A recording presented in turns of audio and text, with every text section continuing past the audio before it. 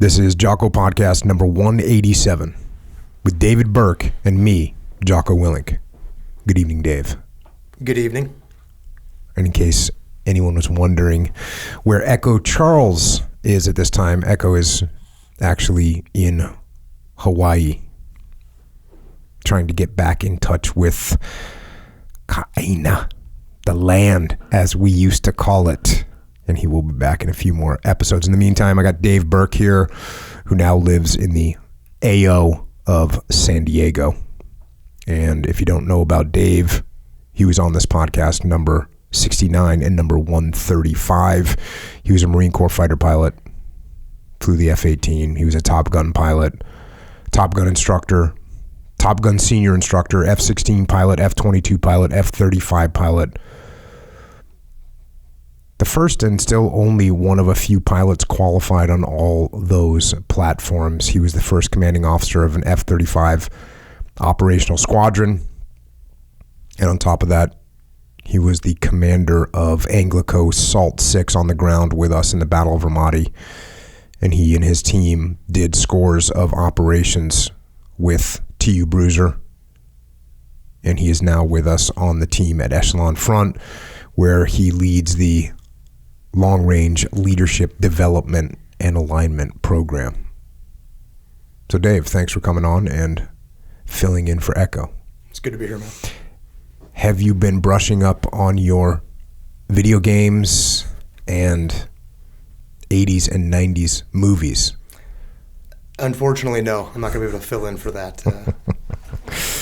Check. Well, actually, it's a good thing that you do have the experience that you have, and it doesn't have very much to do with Super Mario Brothers, because I want to talk tactics, and it's one of my, I don't know, I wrote that it was one of my favorite Marine Corps doctrinal publications. That's really a big statement, as if I sit around and grade which one's my favorite, but it definitely is up there. It is MCDP 1 TAC 3 Tactics. So let's get into it. How long were you in the Marine Corps for, Dave? 23 years. 23 years. And you retired as what? A lieutenant colonel? Lieutenant colonel. Check. So you went to the basic school? I did.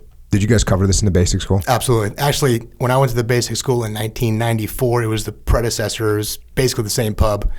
The 1-3 had a slightly different name, but pretty much the same stuff. And I actually looked. This one is dated July of 1997. I looked for a newer one, and there isn't one. This is it. Yep. And it's interesting because everyone will see there's examples in here. They don't have examples, obviously, from Iraq and Afghanistan, or Iraq 2 and then Afghanistan. I'm sure at some point they will do that, because they got a lot of Gulf War examples. And I obviously they were just looking for some recent examples when they did it in 97. That was the last big war. So there you go. But we'll get into it. And the book starts with a foreword. And because it's the Marine Corps, even when they write a foreword, it sounds good. So this is how it starts off. This publication is about winning in combat. Is there any better way to start this manual? Nope. This publication is about winning in combat. Winning requires many things: excellence in techniques, an appreciation of the enemy, exemplary leadership, battlefield judgment, and focused combat power. Yet these factors by themselves do not ensure success in battle. Many armies, both winners and losers, have possessed many or all of these attributes. When we examine closely the differences between victor and vanquished, we draw one conclusion.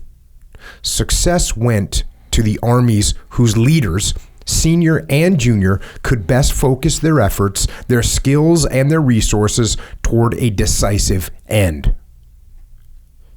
Sounds like the Marine Corps is saying that leadership is the most important thing on the battlefield. Repeatedly. And when you're at TBS, you're there to learn to be a leader. That is what you hear every single day. Leadership is the difference. Their success arose not merely from excellence in techniques, procedures, and material, but from their leaders' abilities to uniquely and effectively combine them. Winning in combat depends upon tactical leaders who can think creatively and act decisively. So taking all of these techniques and these procedures and the material and being able to take those things and mix them up and combine them together. That is what that's the winning combination. The creativity. How often did people at TBS talk about being creative?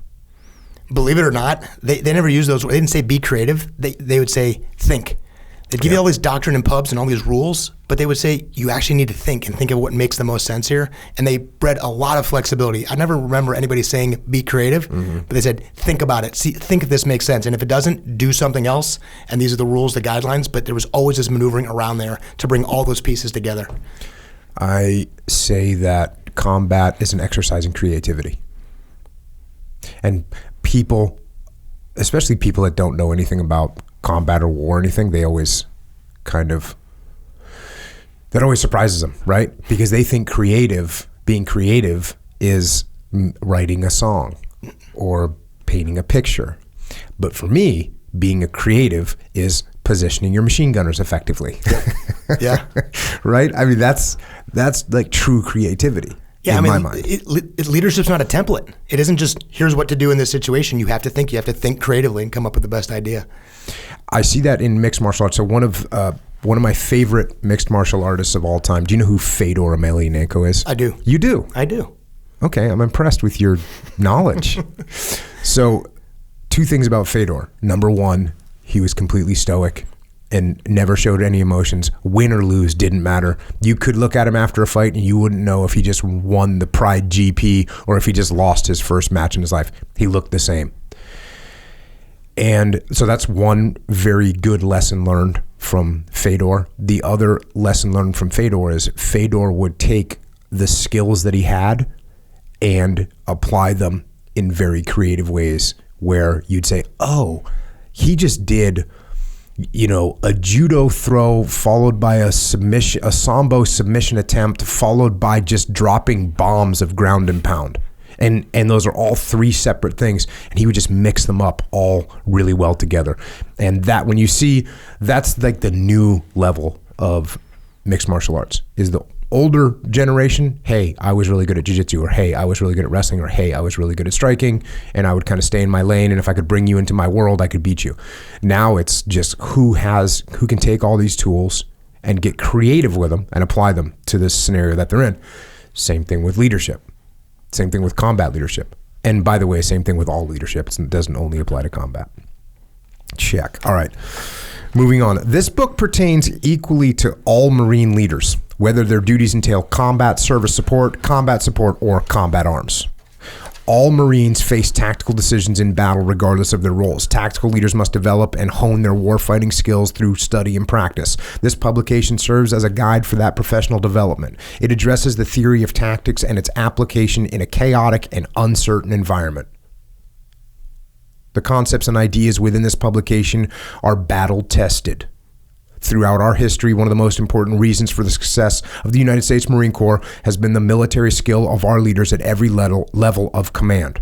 Through their tactical skill and battlefield judgment, our commanders achieve tactical and operational advantage at the decisive time and place.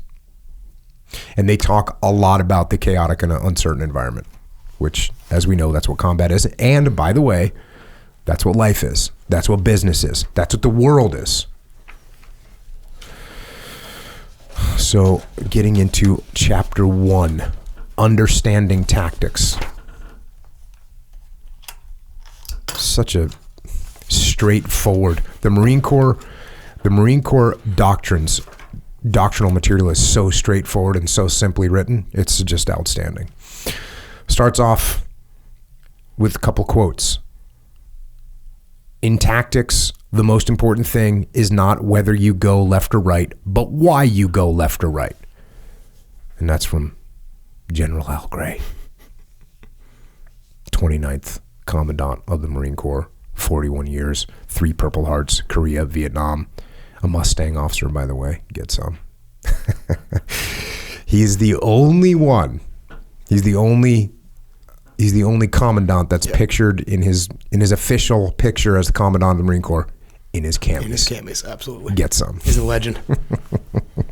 I think I had like maybe a year or two overlapped with him where I was in and he was in. I think he retired in like 91 or 92 or something like that. And yeah. So there you go. The most important thing is why. Understanding why. This is underlying tenet really of decentralized command, but of all leadership. Next quote is, there is only one principle of war, and that's this. Hit the other fellow as quick as you can, as hard as you can, where it hurts him the most, when he ain't looking. That's Sir William Slim, who's actually a Brit. Fought in World War I and World War II. What's up with fighting in World War I and World War II? Totally, man. It's like... We've talked about World War I on this podcast a few times, you and I have, and dude, what a savage experience. And to roll right back and do it again, 25 years later. Yeah. Yeah, what's up with that? Hey, yeah, you barely survived. Guess what? Go get some more. And by the way, he like led the fight in Japan, led the fight against Japan in Burma. I mean, that guy was no joke. So there's the principle. Go hard, go fast, hit them when they're not looking. All right, continuing on. This book is about winning in combat. Winning requires a thorough understanding of and knowledge of tactics. But what is tactics? An art and a science. Tactics is the art and science of winning engagements and battles. It includes the use of firepower and maneuver, the integration of different arms, and the immediate exploitation of success to defeat the enemy, as well as the sustainment of forces during combat. So think about that right there. You got the art and science. It includes firepower maneuver, covered move, fire maneuver, right? Different arms, taking all the different assets that you have and applying them correctly. And then on top of that, the immediate exploitation of success to defeat the enemy. So when things are going good and you see the enemy start to crack, it's time to go. Drop the hammer. Yep. It also includes the technical application of combat power, which consists of those techniques and procedures for accomplishing specific tasks within a tactical action. So I guess they're saying technical application of combat power. This is like one level below tactics. This is like you're going to shoot correctly. You're going to... Yeah, and you actually have to know how all of your equipment works. This machine gun will go this far, be effective at this range, and beyond that range, you need another piece of equipment. So you have to actually know all these technical things. It's no different in an airplane. You have to have all the understanding of how all these things work, but that by itself isn't enough. That's where the creativity comes in. And hey, I'm going to use this machine gun to get this reaction, and they're going to move in some other direction, and then I'm going to apply other combat power. I have to know what that power can do and where and how it works. And that's the art that they're talking about, is bringing all these things in together. And the good commanders recognize, they see it, go, now it's time for this. Not because the book says the range, because they see it as a leader and to apply that. I was in the talk for the 1st of the 506 in Ramadi, and their battalion commander was just like such a legit guy. Totally. And there was a lot of mayhem going on. And he's sitting there in a chair in the talk, just a normal, whatever, crappy chair. And they're getting questions from the field. They want to drop a building. They want to call Q off. There's a bunch of things going on. And this guy, he was just, one day he's going to be on the podcast. He was just, but I'm just watching him. And this is when I first got to Romani. I'm watching this guy. And they're going, hey, sir, they want to bring tanks down to this area. They're receiving fire. And he'd like look at it, kind of glance over at the map, and he'd say, do it. Just as calm as you could possibly be. Yeah. Pretty awesome. Yeah, that guy had some serious. He had a good handle on the art and the science. Back to the book. Tactics refers to the concepts and methods we use to accomplish a particular objective in either combat or military operations other than war. In war, tactics is the application of combat power to defeat the enemy in engagements and battles. Combat power is the total destructive force we can bring to bear against the enemy. It is a unique product of a variety of physical, moral, and mental factors. See, so this is when you start talking about leadership, right? Because okay, the physical thing we get what guns are, we get what airplanes are, We get what tactical maneuvers are, but then when you start talking about the moral and the mental factors and how you're going to get a bunch of human beings to do something that is going to be dangerous to them.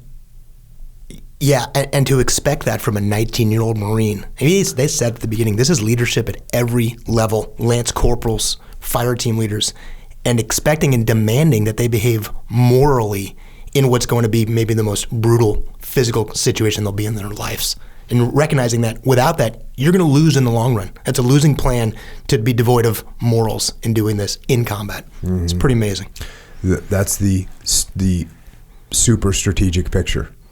Yeah. The long game, they realize without it, in the end, we will lose if we don't have that. If we don't have the moral high ground, we will lose.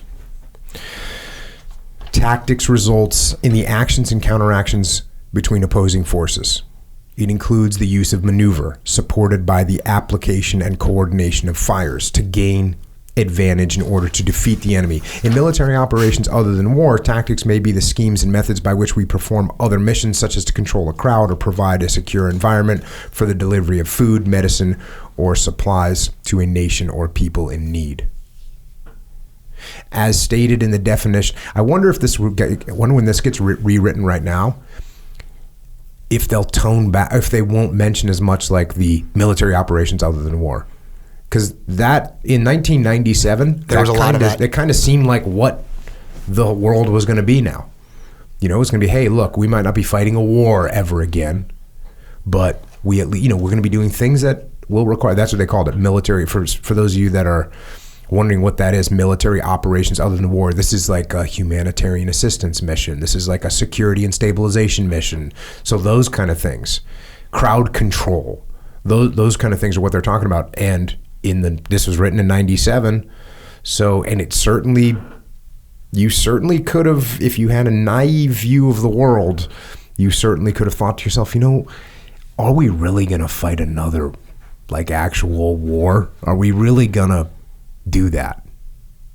And it's really easy to look at it from a logical perspective and say, listen, America is just this giant country. We have this super military force and technology, and no one is going to step up to the plate and try and get some, right? So let's just focus on these other things. Be pretty easy to think that. Yeah. I actually remember when I got in the Marine Corps, 94, Desert Storm was in the rearview mirror. I kind of missed that big op, and I remember thinking, I wonder if I'm ever really going to get into combat, and a lot of years went by before the opportunity was there. And a lot of us thought that might never happen in my career. Yeah. A lot of people never did. They spent that decade in between 91 and 2001. They did 8, 9, 10 years, and they got out and never saw anything like that. I know guys that did 25, 30 years, came in 1973, 1974, 1975, 1971. Like if you got to the SEAL teams in 1971, or 1972, you didn't go to Vietnam. Yeah. Well, actually, so let's look at it. If you went straight into the SEAL teams, you joined in 1970. It took you to go through boot camp. The next thing you know, it's 1971 and a half, and then you show up at a SEAL team, and now it's 1972, and they're not deploying platoons anymore. Yeah. So there's some odds and ends are still going over, but they're not deploying straight up platoons. So if you're a new guy, you don't go. And now, if you didn't do anything in the Gulf, there's a couple platoons in the Gulf, there's a couple platoons in Panama, there's a couple platoons in Grenada. You know what I mean? It's like, if you weren't one of those people, you could easily have gone through 30-year career. Next thing you know, you look up, it's 2001. It's the year 2000, and you're retiring from 1970 to 2000.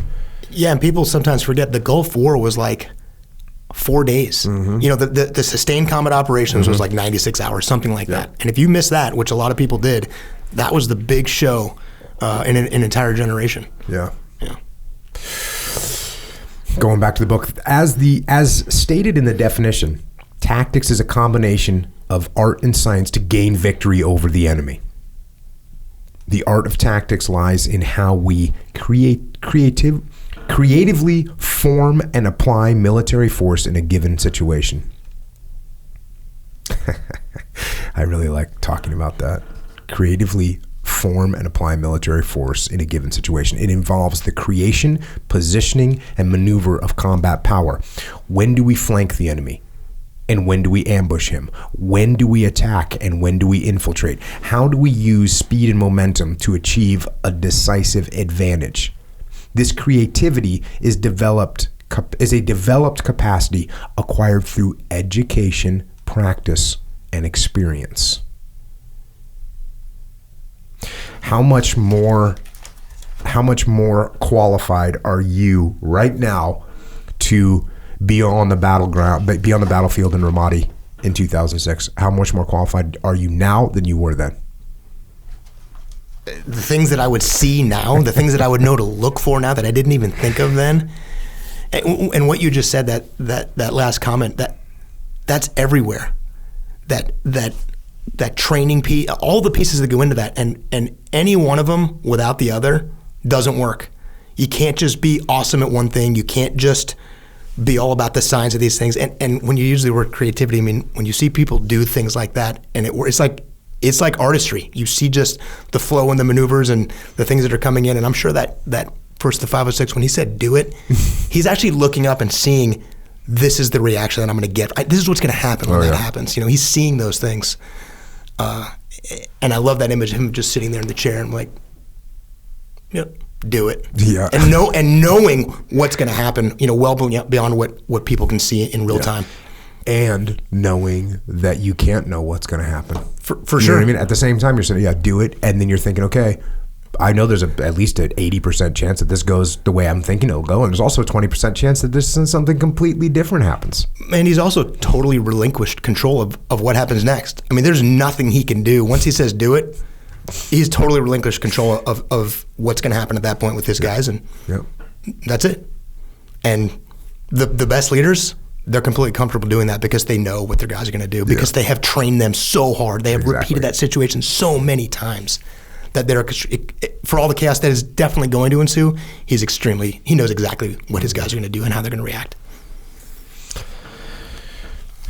Back to the book. The science of tactics lies in the technical application of combat power. It includes mastering the techniques and procedures that contribute to the development of warfighting, such as marksmanship, navigation, gunnery, and close air support. The execution of these techniques and procedures must become second nature for us. This requires intensive and continuous training. Without mastery of basic warfighting skills, artistry and creativity in their application are impossible. Discipline equals freedom. You've got to have the discipline on the little things, and then you can get creative with them. Now that we've examined the art and science of tactics, let us look at how we can use tactics to complement strategy and campaigning. Strategy and campaigning bring our forces to a particular place at a particular time. We use tactics to win in combat. A war typically involves many individual engagements that form a continuous fabric of activity. War typically involves many individual engagements that form a continuous fabric of activity. There's so much going on in war. When we did our first big push into, I guess it was Cop Iron, and there was 50 armor pieces that were getting ready to go. And like one of them, someone from the 137 was just talking about, okay, well, here's where we're at with fuel. And of course, we had fuel for our Humvees or whatever, like we drive around, but they had 50 armor pieces that drink like diesel. Like, what do you think they get? It's just something completely crazy. Probably 2 miles to the gallon or something like that. Yeah, I think it's gallons per mile. Yeah, I think it's that much worse. It's that much, yeah. But here we were just thinking, okay, well, the armor's just going to be where the armor's got to be, and that's all good. But they're thinking, oh, actually, no, we need to have whatever, thousands and thousands of gallons of diesel fuel. It's got to be here, and it's got to be there, and it's got to be delivered. It's got to be, and it's coming from where? It's coming from some totally different place, and all that stuff has to be orchestrated. And boom, and there you go. And now we're going on this combat operation. Like, there's so much going on. Yeah. And by the way, convoys get hit. Big fuel trucks that have 28,000 gallons. They get hit on an ambush, and they don't even make it to Ramadi. Like, that happened regularly. Yep, absolutely.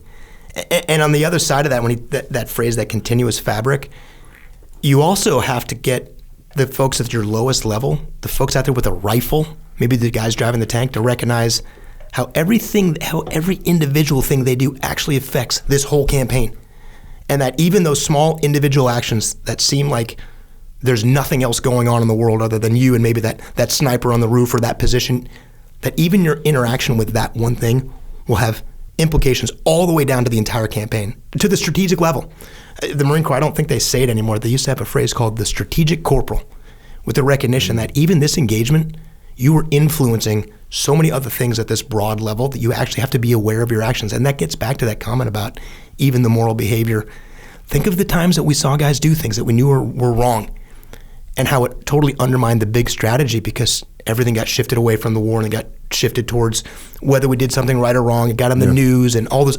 Yeah, the Abu Ghraib is the one I always talk about. Abu Ghraib. For sure. But some people acting like knuckleheads. Yep. And next thing you know, that event completely fueled the insurgency. For sure. That tiny tactical event had massive, think of how many enemy fighters that recruited and made our job strategically that much harder.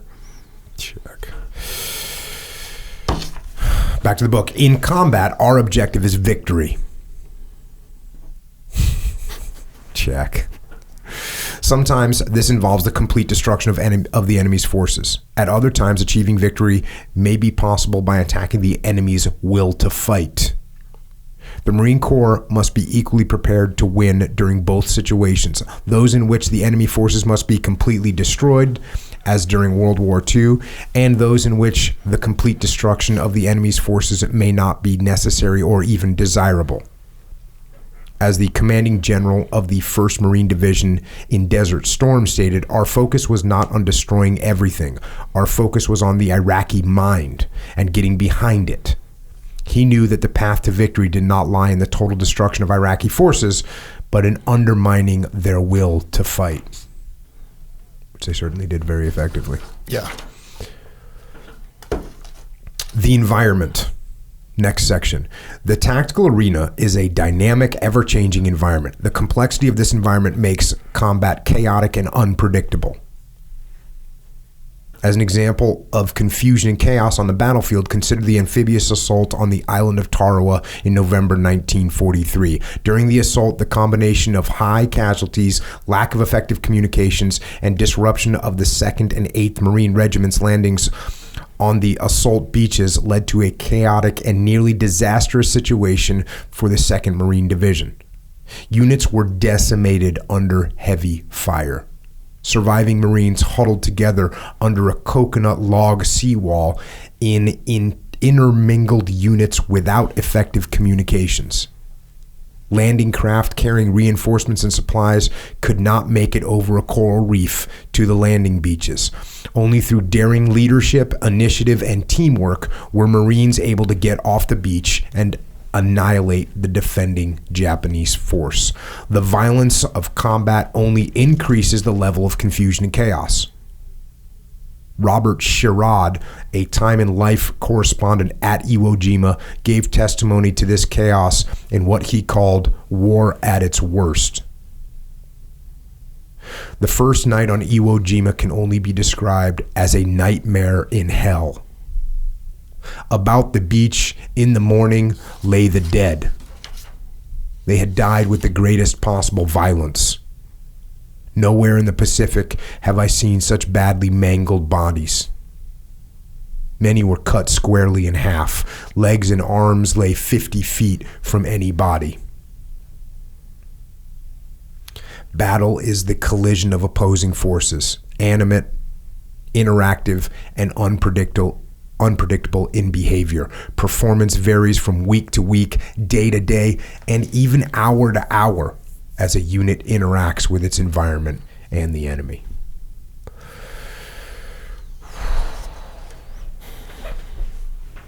Rough. I know you and I often joke about our complete and utter. Our experience just pales, I mean, obviously in comparison to the guys that fought at Tarawa, the guys that fought at Iwo Jima, the guys that fought in Europe in World War II. And you get in those environments right? Those environments, and it is this idea of this dynamic and complex and ever-changing battlefield. There it is. Yeah, I've said it a few times, and I still feel this way. I'm embarrassed sometimes to call what I did in an airplane combat. I read these books and I listen to the podcast and I listen to these stories, and it's almost hard for me to even try to relate to the idea of that I was in combat in an airplane, given what these things sound like. What'd you think about those King Bee pilots from Tilt? Yeah, I'd love to swap stories with those guys. What did I do compared to what way they did? There's a quote that I didn't read, and I don't know why I didn't. I had it marked, but I just didn't read it. But there was like a situation on the ground. There was total enemy fire everywhere, and like one aircraft approached and got shot out, and the team on the ground. This was one of the SOG crews. Mm-hmm. Was down on the ground, and they're just trying to get extracted. And basically all the pilots are like, hey, we can't go in. You guys need to move to a different extract. You need to move to a different extract. You need to go somewhere else. Like, we need more fire support. We can't get in there. And this one King Bee pilot comes on, and he just comes on the mic and says, King Bee goes down. Meaning, hey, I'm going in. Yeah, whatever. There's enemy fire? Cool. Watch this. So legit. I love how this book is called Tactics. This is a book about tactics, and I think that section we're on is called Understanding Tactics, and they're talking about the chaos of war. It's not a book just about tactics. Do this, do that. This is what worked. It's about war, and you said it a couple times. Success in combat is the only measurement the Marine Corps has ever given their Marines to be successful in combat, and to remind them of just how hard that actually is, and the things that you're going to see and smell and feel and endure in combat is well beyond what we can replicate in training. And this serves as a reminder, day one of Iwo Jima. And it gets back to what we said, it would be pretty arrogant to think that a day like that could never happen again in the future, that we're never going to have something like that ever again. I was working for a guy and doing a project where the brief that was given was, listen, we need as SEALs to kind of like move in a different direction, because since we have, satellite coverage, we don't need to do reconnaissance anymore. And since we have TLAMs, we don't need to do direct action, because we could just send a GPS guided missile. Like, why would you send troops on the ground to go do that? Like, there's no reason to. And this was, this was around the same time period. This was like 96, 97. And the theory was, look, we as SEALs are not going to do a direct action mission again. It's just not going to happen. And, I was sitting there listening, and I was disappointed to hear that, but it was hard for me to think what could bring that about, right? Because every scenario I could think of was, oh, well, you just send in a TLAM, right? That's what you do. Okay, I was thinking maybe like a hostage rescue scenario. Okay, that's the one. How often is that happening, right? So like, yeah. And then, you fast forward, 5 or 6 years from there, and I was doing a direct action raid almost every night of the week in Baghdad. And we have been for 15 years. Yes, yeah. Exactly. When I got to the fleet in 1998, my first fighter squadron, combat capable squadron, we got introduced to GPS weapons. First squadron in the Marine Corps to get a GPS weapon, and the brief that I was given was, you'll never overfly the target again. You now have a weapon that you can release from standoff range that will guide itself to the target. You'll never have to overfly the target, which meant the risk goes down. You'll never have to be worried about small arm. Never overfly the target again. And it was 3 years later, we kicked things off, and think of how many times we had aircraft directly overhead in every one of those missions, exposed to the enemy. And that complacency that came in from technology will solve these problems for us. What was the threat to your aircraft when you were supporting troops on the ground in Afghanistan? The threat was small arms and shoulder-fired IR manpads, they called it, SA-7s, these short-range missiles, which the thing of it is that if you get outside the 3-4 mile range, they're literally no threat at all. But if you get inside that range, almost anybody in the world could pick one of those things up, look through a little optic, and shoot it, and the missile goes after the heat signature, and they were everywhere. I went to Stinger Missile School. Yeah. And yeah, it's not a hard weapon system to work. I mean, the school is like a week long. I mean, it's not a long school. And you go to that school and then you can pick up one of those things. And like you just said, I mean, if I pulled out the manual right now, I could shoot down an aircraft pretty easily. If you had spent the last 10 years fighting against the Russians, and you could definitely shoot down an American airplane, and that's what we were dealing with, is guys that had actually a lot of experience with it. Yeah. And that stuff was everywhere. Never overflying the target too. You were directly overhead the target at very low altitudes, because you needed to be at low altitude to provide the support at huge risk. Look, and there's certainly a balance. Technology has allowed us to do a whole bunch of things, and that's good stuff. But hey, we'll never have this happen to us again, meaning our human beings are never going to be put in those situations again. And I love how this manual is, that's what it's telling the Marines. Hey, read this book. Oh, by the way, this is what's happened, and we know it's going to happen again. I don't know when or where it's going to happen again, for sure. And you were pointing out that, and this is actually, I'm going to point this out later. I think I'm going to point this out later as a shortfall to this book. But what you're pointing out right now is it's not about do this or do that. Because think about it. What tactics have they talked about so far? Zero. They've talked about zero tactics. What they've told you is get ready for mayhem. Yeah. Learn the fundamental tactics and then get ready for total mayhem. That's what they've told you so far. Be creative. That's what they've used the word creativity like over and over again. Yeah. That's what they're trying to get into your heads. They haven't even told you any tactics yet. So, and I think part of that reason is because there is a fundamental baseline that all Marines have that they assume, and so they don't really talk about it in here. And maybe that's the reason why I pictured it as a little bit of a shortfall of, hey, this is tactic, which, like, if you've read the book The Last 100 Yards, which gets very in the weeds on tactics, like the actual maneuvering small elements, and this doesn't really have it. And I think the reason it doesn't really have it is because of the assumed knowledge of every Marine. Yeah, for sure. And I think, to put some context around this, the Marine Corps knows and expects the actual tactics are going to be taught at school. Right. Yeah, and what the Marine Corps, I think, is really trying to get the youngest junior Marines, whether it's a junior Marine leader, an officer, a lieutenant, or a young private, is what tactics means. Not the application of the tactic itself, but what does it mean to be part of the tactic for winning? And it's everything from understanding the nomenclature of your weapon to the brutal nature of war. And they know that what's required is actually going to learn the tactics that you will apply as an artilleryman or an infantryman or a supply officer or a logistician. But tactics, make no mistake, that is the brutal application of war. You know what this reminds me of?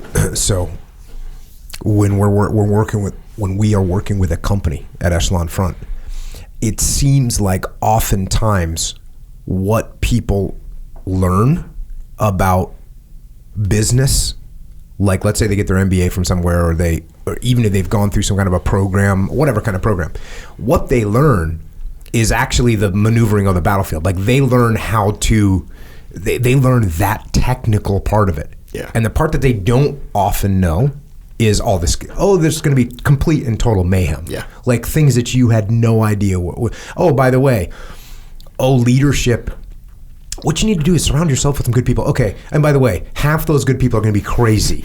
The other half are going to be insane. Yeah. Right? Like every like that's what's missing. So what they focus on here is kind of what we focus on at Echelon Front working with companies. Like there's going to be things that aren't going the way the way they were going to be going on paper when you made that hire or when you opened that branch or whatever you did. It's interesting. No, I think it's exactly the same, for sure. Check. Going back to the book. Military forces are complex systems consisting of individuals and equipment. They interact internally and externally in seemingly chaotic ways. As Clausewitz wrote, a battalion is made up of individuals, the least important of whom may chance to delay things or make them go wrong. That's what I was just saying. Like that sentence is so, the least important person can literally destroy your plan. Yes. Yeah. As Marines, we believe the actions of single individuals can have great impact in combat and can also make things go right. For example, Sergeant John Basilone, as a machine gunner at Guadalcanal, contributed, and this is a quote, in large measure to the virtual annihilation of a Japanese regiment. He steadfastly manned his position in the face of repeated wave-type assaults and was instrumental in breaking the enemy's ability to press the attack, forcing them to retreat without achieving their goals. Medal of Honor for that situation, Navy Cross later, when he was killed at Iwo Jima. But virtual annihilation of a Japanese regiment. Bazzi. Yeah, a legend. Battle is also influenced by a variety of external conditions. Directions and missions established by authorities, terrain, weather, attitudes of the civilian populace that often cannot be foreseen. The outcome of combat can only be anticipated in terms of probabilities. All those things, authorities, terrain, weather, attitudes of the civilian. Terrain. You're looking at a map, a 1 to 50,000 map, or even a 1 to 24 map, which is twice as good. Mm-hmm. Sometimes that terrain doesn't even reflect anything that you thought it was going to look like. Yeah. The people. That part of the people, I mean, that's the piece too. Think about that. I'd like you to consider the attitudes of the people in the application of this plan, like the amount of chaos that's embedded just in that comment. Yeah. It's staggering. And then again, relinquish control to your people and have them go deal with that as it happens in real time. Yeah. We're going to send you into a city that's been under a regime that's now got insurgents in there. There's people getting killed. They're trying to survive. They're from a totally different culture. Consider that and just plan around that, would you? Just add that as one of the factors. And the weather, too. So think about it. Yeah. And that happens in the business world, too. Totally. You get things completely wrong. Oh, I'm sure everyone's going to love this new product we're making. No one likes it. Doesn't sell anything. Mm-hmm. Or I was working with a company and they made something and they anticipated selling between 2 and 4 per shop. That they were going into a massive spread of shops, a very large chain of shops. And they made this something they were anticipating selling between 2 and 4 per shop, and they ended up selling on average 34 per shop per day. Yeah. Like crazy. Yeah. Who predicted that? No one. Then they're spending $20 million on a new factory immediately. Check. Back to the book. Technology also affects the tactical environment, but not always as anticipated. Technology may reduce uncertainty, and it may also increase it. The Spartans, organized into phalanxes, attacked in close formation, making it easy to see and control one's forces. Today, tactical formations are less well-defined as distances between elements have increased, complicating command and control, increased weapons lethality, communications range, and tactical mobility cause us to disperse forces over greater distances. War is more fluid as a result of technology. While the machine gun bogged down warfare in World War I, tactical innovations like the tank, the airplane, and the aircraft carrier made warfare more rapid and free-flowing in World War II. So that's what you just talked about with technology. The GPS-guided bomb. Yeah, and as a pilot, I was pretty much on the leading edge of tactical evolution in aviation, and it was awesome. There were some. When did you guys start flying night vision goggles? So I have a very similar story to you. I had my first night vision goggle flight in the summer of 1998, and they were pretty new at the time. And so get this, I go on we do like a simulator, we do a brief, I learn how it works in like a dark room and everything, but you can't replicate it until you get in an airplane. And the first airplane, you have an instructor in the back. We get in the airplane, go do the whole thing. We get airborne, we're out here, Southern California. I took off out of El Toro before it closed, just over the water. And I'm looking up and I'm looking at all the airplanes at LAX lined up, hundreds of miles away, and I can see this with my night vision goggles. And I asked the instructor, hey, is this pretty common? He's like, well, I can't actually see what you're looking at.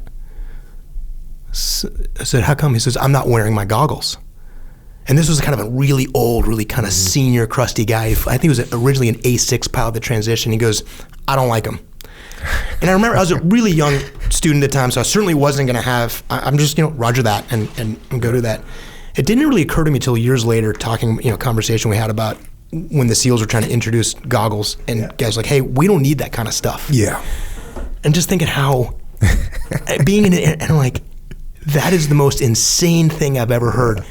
But just something to think about. I have been on flights. It happened actually twice. Once in a combat mission in Afghanistan where my wingman took off and he didn't have his bracket. He forgot his bracket that attaches the helmet where you put the goggles on. So he reached down to get the night vision goggles to mount him on his helmet airborne. He's like, dude, I don't have my bracket, which means no goggles, period. So we're going to go do 7 hours without him having night vision goggles. And he was kind of paralyzed by that. Oh, yeah. And it was I like, think. Yeah. But so he had put himself in a position, this technology, and then the moment that technological thing he'd been accustomed to was gone, he didn't know what to do. It was like, hey, hang man, we'll put in a couple of risk mitigators, we'll do some altitude delta, and a couple of very easy things we could do. But it was hard for him.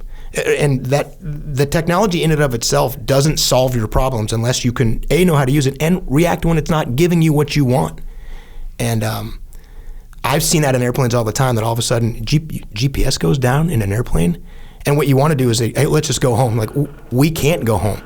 We're here to support it. And I've seen guys get paralyzed by losing that technological thing they've become accustomed to. And that's kind of the beauty of what this is saying here is, hey, there's a basic thing that's going to go on here that you have to be able to execute. They can't replicate the invasion of Tarawa, being pinned down and watching a regiment get decimated. You can't replicate that in combat. And you can't replicate telling a guy, get up in a hail of gunfire and lead your men. But you can actually get people to recognize that that's what you need to do in those situations. And that's why those Marines actually got up and did that. The contrast is incredible. The dichotomy of that is incredible to think about. Yeah, the technology thing, the GPS, there wasn't GPS when I first got in. There was, but it wasn't a feasible thing to use because it was slow and it just didn't work. And I remember getting told, hey, with this piece of equipment, we can know exactly where we are. And it weighed 28 pounds. And I said, hey, I know exactly where I am and I have a map and compass. Yeah. So next question, let's move on. And there's definitely are guys that have become reliant on GPS. They do not know how to do land nav. And land nav is an absolutely critical skill. If you know land nav, you don't need to look at your GPS. In fact, if you know it well, you don't even need to look at your map. Right. You remember the terrain features, you're keeping track of your pace, and you know exactly where you are. I didn't use a GPS or a map in Ramadi after the second week inside the city, except on very rare occasions. Mm-hmm. But every Spears, Jolie, I knew where I was because, well, we did it all the time. But that was actually, if I had to say, hang on 1 second, let me orient myself to this, it's over. So like, let me break out my GPS and see where we are. So those fundamental skills are actually required to be able to take advantage of the technology. When I looked back at my first deployment to Iraq, once we were in Ramadi for like a month, I realized, because in my first deployment, we'd be going all over the place. We did a lot of work in Baghdad, but Baghdad is huge. Right. And we wouldn't do the same neighborhood even, maybe we do the same neighborhood 1 or 2 times. But most of the time I was, hey, we just never been here before. And I realized how much better I should have known the terrain. Like I would be looking at the battle map going into on my first deployment, we'd be going into some random town. And I'd be like, okay, here's a major landmark. There's a mosque over here. There's a bridge over here. Cool, I got that. Oh yeah, this building looks pretty particular. Our target building is right next to that building. So, okay. So I'd kind of have that level of familiarization, but I wouldn't know it like what we knew when in Ramadi where you're looking at the same thing all the time. And that's how you should know the terrain. That's how you should study the terrain. And then when something doesn't fit in the way it is, the way it's supposed to, then you will recognize it. Like if you're looking at in a rural environment, because rural environments I think are tougher to read. I guess clearly they are tougher to read than city environments. Although you can get turned around in the city as well. Mm-hmm. But a stream or you hit a little stream that wasn't on the map and you think you were at the big one and blah blah blah. You can just get mixed up. But if you are tracking it, then you can make sense of it if you've studied it more. So be careful of completely relying on technology. It is not always your friend. Back to the book. Future battle is likely to become even more chaotic. Although combat in Operation Desert Storm was between fairly well-defined forces in a well-defined space, the forces in operating areas in Vietnam, Somalia, and Grenada were far less well-defined. Enemy units were dispersed and often hidden within the civilian population, making them hard to detect and harder to target. They converged at a time and place of their choosing. Future opponents may choose to fight in this manner to offset our overwhelming superiority in firepower. Little foreshadowing. Yeah. Yes, they may choose to fight that way. Continuing on, this chaotic environment also brings opportunity. Clausewitz wrote about combat. No other human activity is so continuously bound up with chance. The challenge is to recognize opportunity when it occurs in the midst of chaos and uncertainty, and to seize it to obtain a clear, unambiguous victory. When viewed through time, even the most chaotic of systems may reveal recurring patterns that may then be exploited. The experienced tactician will look for these reoccurring patterns that can be exploited to advantage. I mean, where is that not true? That statement, and I mean, that's combat in a nutshell. But I mean, I talk about the OODA loop all the time in aviation and in business too. And you see the people when you're working with folks, and it's their first time. Maybe they've gotten their first team, and they introduce themselves in the first couple weeks, and very immediately things don't go the way that they want, and they're on their heels and they don't know how to react. And it's not because they're a bad leader.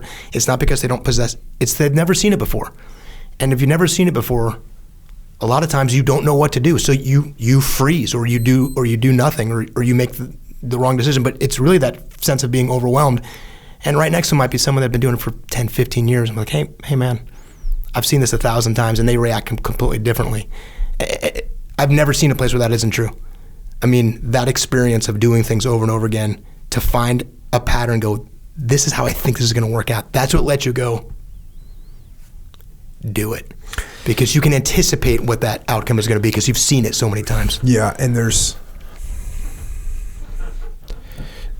a way of looking at things and overlaying your knowledge that allows you to see things that other people don't see. And it's hard to do. And not many people do it. Not many people take the knowledge that they have and overlay it onto what they're looking at. And what you can't do is you can't let what you're overlaying block what's behind it. You have to overlay it. It has to be transparent because you have to be able to see through it. You have to be able to see the changes. But if you can take your experience and you can overlay it onto what's happening, it gives you this massive advantage. It's a huge advantage. We talk about when flying having a mental Rolodex of literally a billion different, almost like screen captures of what you're seeing out your windscreen in your world that you're looking at as a pilot, and having however much experience you have back there in your head to go, I've seen that before. I can pull from my memory or my recollection of things I've thought about, kind of overlay that, just like you said, and look through it almost transparently and go, these are the same. And it doesn't guarantee that you know exactly what's going to happen next, but it narrows down to such a small margin of what the likely outcomes are going to be that that's how you start thinking ahead of your opponent or the person even next to you, is being able to pull that experience and say, I've seen this, and I think this is what's going to happen because of all these other things. But just like you said too, you don't get to freeze time. There's no pause button there. Airplanes are moving hundreds of miles an hour dynamically, and the guys that do that really well pull those pictures out and go, I've seen this, and they're making moves, and you look and go, how did you know to do that? And it's exactly what you just described.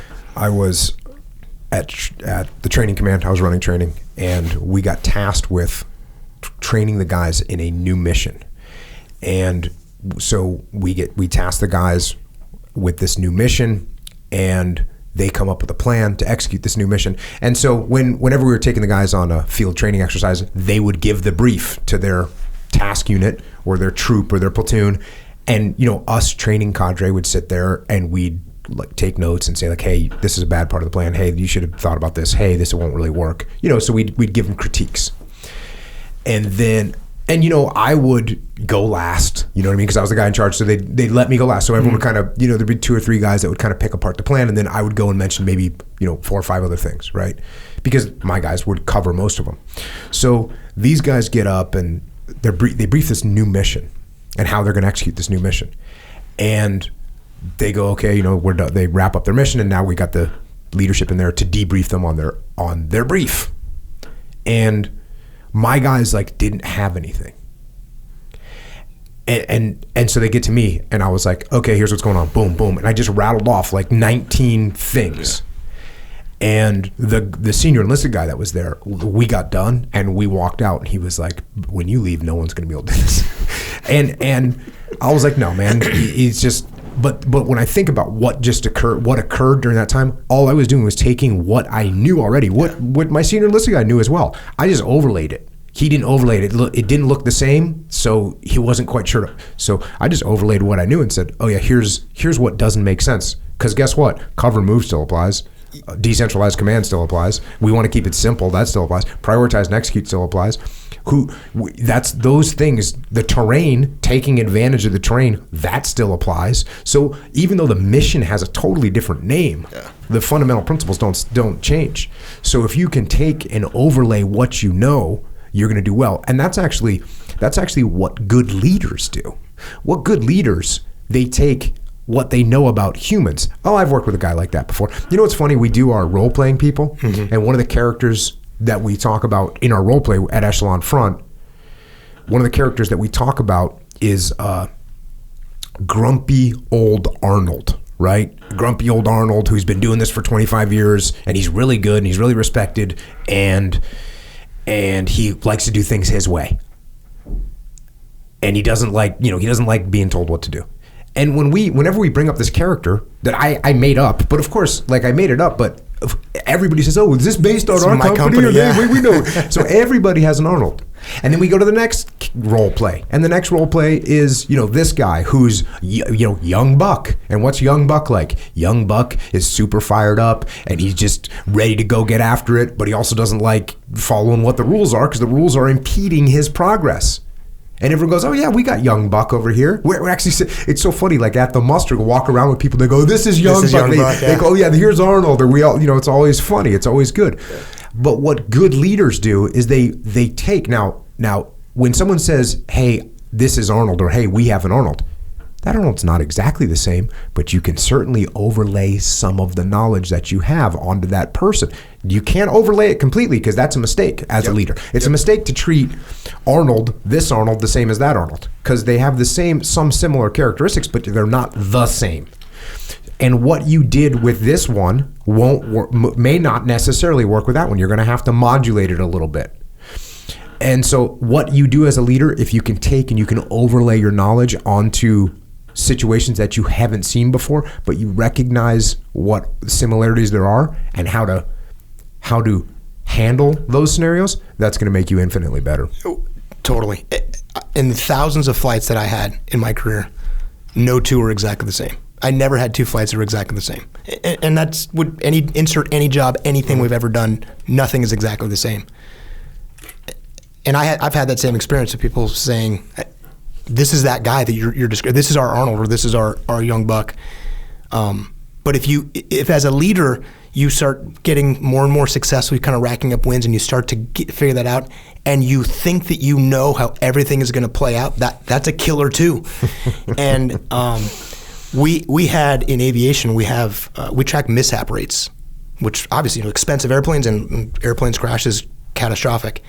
And there's 2 spikes in a person's career, the mishap rates, and one is about the 200 to 300 hour range, which is you're literally just learning how to fly an airplane. So it stands to reason a lot of people crash airplanes when they're first learning how to fly. And then after about 500 hours, that mishap rate falls really low. And then there's a very, very low mishap rate. And then it spikes again. And it spikes at about the 2,000 hour mark. And that's a really experienced squadron commander kind of level, really experienced. And it's because they fall into that trap. I've seen it all. And the reality is that some of those things never change. Actually, the principles They never change, but the outcomes are always moving around. And that buck that's here, it's different than the buck over there. And when you get complacent and think, I've got this figured out, the same thing happens in aviation. That's where the mishaps go up again. And it's the same thing for a leader, is recognizing that all these problems are different. All these problems are the same, but you do not know the outcome. No. You do not know the outcome. No. That is like a fire in my brain. Every problem that I look at, I'm simultaneously looking at it. At the same time, I'm saying, okay, I think I've seen this before. I also have a louder voice in my head that's saying, you don't actually know. Yeah. You don't actually know anything. You should actually just be quiet and listen and try and figure this thing out, because you don't know. So that's definitely right. And you can see when people get to that 2,000 hour mark, they start to think they've got it all figured out. And that's not going to be good. No. Overlay your knowledge. Next section is called How We View Combat and How We Fight. How we view the combat environment in large part determines how we operate in it. There are two competing views of combat. Some see it in simple terms as if the battle and the environment represented a closed mechanical system. This deterministic view argues that combat is predictable. Among the advocates of this view are military theorists who seek prescriptive rules for battle and analysts who predict battle outcomes based upon force ratio. The other view is that combat is chaotic and uncertain. In this probabilistic view, battle is seen as a complex phenomenon in which participants interact with one another and respond and adapt to their environment. The probabilistic viewpoint sees combat as unpredictable. The distinctions between these two views of combat are important. They drive the choices commanders make in combat. So this is, again, I was with a new client the other day, Echelon Front, and meeting the CEO for the first time. And it was interesting. He was asking me in a very positive way, not a negative way. He was asking me in a very curious way. Basically, the question was, well, like, what do you teach? Mm-hmm. What are you teaching that other people don't teach? What is it? How there's this high demand signal at my company for you to be here, and I get it, and that's why you're here, and I appreciate it. But what are you talking about? Like, what can I expect to see? And I said, and I ended up going and doing the kind of the introduction to the laws of combat and extreme ownership. So that's when when I got done with that, he said, oh, but I think this is what people, from a leadership perspective, if you have a deterministic viewpoint of leadership, hey, when the person does this, oh, here's the prescription for that. Yeah. It doesn't work. It doesn't work. And yet that's an easier thing to sell, right? If I'm trying to sell you my leadership instruction, the easiest thing to me is, oh, what problems do you have? Okay, well, I'll just tell you what the prescription for that type of problem is. The problem with that is it's a lie. It's not true. Yeah. It doesn't work at all. We've been working with companies for the last couple of years, and one of the things that a lot of companies are dealing with is growth. Economy is good. Everybody's dealing with growth. And you can see the difference in the leaders that have these two different points of view. And the ones that think they kind of have it all figured out, this prescriptive mindset, there's nothing in them that feels like they need to push and relinquish control down in their organization, because they think they have the template, and they might have started small, and they believe that they can control everything. It's centralized. It's at their core that they're the leader. And they did control things when there was 27 people, and they saw them every day, and they control. Hey, everything worked awesome. Yeah, it's really, you can do that with a small group, especially at the beginning. It's actually not that hard to kind of control 15, 20 people. And as it grows, it's those leaders that think that everything is predetermined by this matrix, this if this, then that whole approach. They're the ones that are struggling the most. And ironically, you don't see it in the beginning, but the ones that are willing to decentralize everything and those are the ones that actually don't have nearly as much problem with the growth. Not because they know it's all figured out, it's because they know that there's no way I can figure this out, and I can't solve any of these problems by myself. And the best thing they can do is get their folks, when you have a problem, here are some guidelines, here's some things we do, here's some foundational things that we do at this company. but I actually don't have the answer for you. As a matter of fact, I am not as good as you are at knowing this particular situation because you're living in it every day. I'm off over here doing other things. The leaders that recognize that everything is chaotic, nothing is predetermined, no matter how good or experienced they are, they're the ones that are the most successful. And the ones that think it's all figured out, they try to control everything. And they're the ones that are most likely to fail. And from the outside, when you walk in, you look and go, oh, all you have to do is let this person make that decision on their own, and it's going to work out. And if it doesn't, he'll learn from it, and he'll figure it out the next time. It's easy to see from the outside. But you see these two different leaders. It's not just combat. It's everywhere, these two different approaches. It's absolutely everywhere. It's absolutely everywhere. Prescriptive leadership. I'm putting that one in my notebook. We're not selling prescriptions. We're selling health, leadership health. Continue on. The deterministic view of combat often leads to centralized control. It can be a recipe for micromanagement, stifling the initiative subordinates need to deal with the combat's inevitable uncertainties. Overly prescriptive orders and plans inhibit a unit's ability to cope with uncertainty and change. Eventually, the unit, inflexible and unable to adapt, may be overwhelmed by events. And I'll change that may be overwhelmed to will be.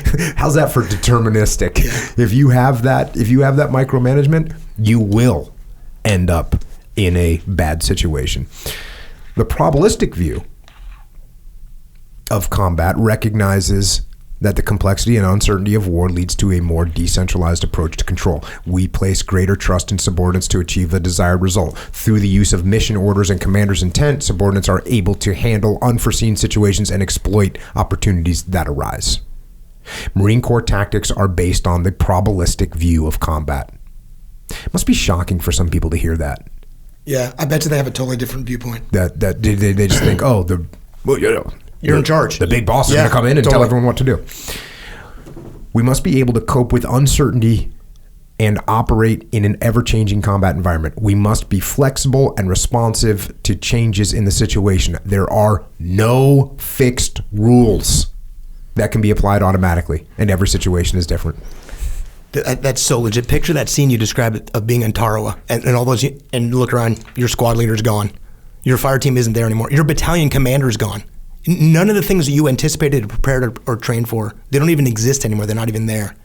What are you going to do now when in this predetermined, preordained, coordinated plan? It doesn't work. Yeah. That is the things that you expected are literally gone. Your plan is completely evaporated. It is nothing. Yeah. The plan that you had is completely and utterly gone. And if you don't do anything about that, you will be too, very soon. There are no fixed rules. As one tactics manual put it more than a half century ago, the leader who frantically strives to remember what someone else did in some slightly similar situation has already set his feet on a well-traveled road to ruin. And that's actually from the book Infantry in Battle. So this is where you have to. This is why that overlay that you put, it can't block what you see. It's an overlay. And for those of you that don't know, speaking of just going old school, in the old days when we used to have maps and not these incredibly advanced software programs that put overlay, they're still called overlays, but you'd put a transparent, what was that piece of plastic? Cellophane or something. Yeah, it was like a transparency, and you would draw little things on it. And you'd say, okay, here's the terrain, here's where the target's going to be. And you could put another overlay that showed the suspected enemy positions, and you put another overlay that showed your friendly positions. So that's what I'm talking about. Yeah. You can see through it. If you block it out, that's not going to work.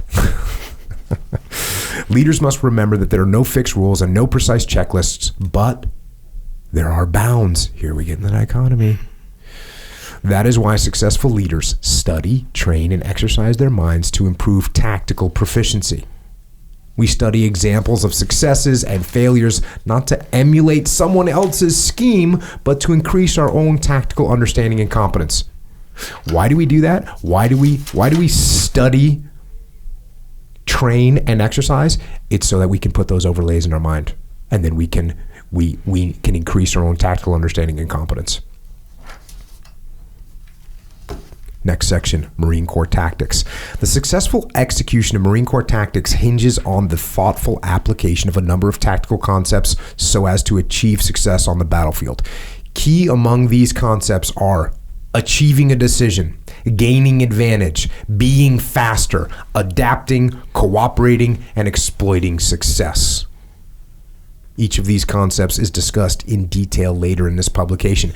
Creative and practical employment of these ideas throughout the planning and execution of tactics leads to success. Creative is number one. That's going first. Yeah. That's going first. Creative and practical employment of these ideas throughout the planning and execution of these tactics leads to success. These concepts are not standalone ideas, but are to be combined so as to achieve an effect that is greater than their separate sum.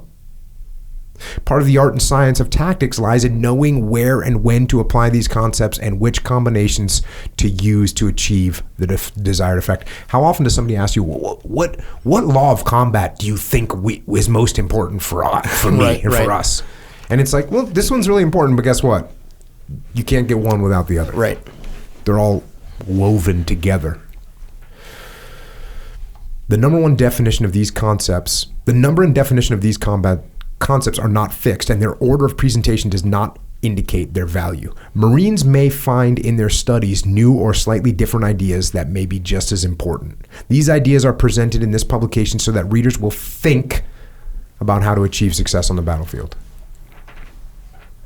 I wonder if the Marines at the basic school when you went through were afraid to use the word creative. I guarantee you, because the word, I'm telling you, they said think. For sure. And that's what they meant to be. They meant to be creative. And yeah, fine, the word is the word, but that's exactly what they're getting at is the answer isn't in this book.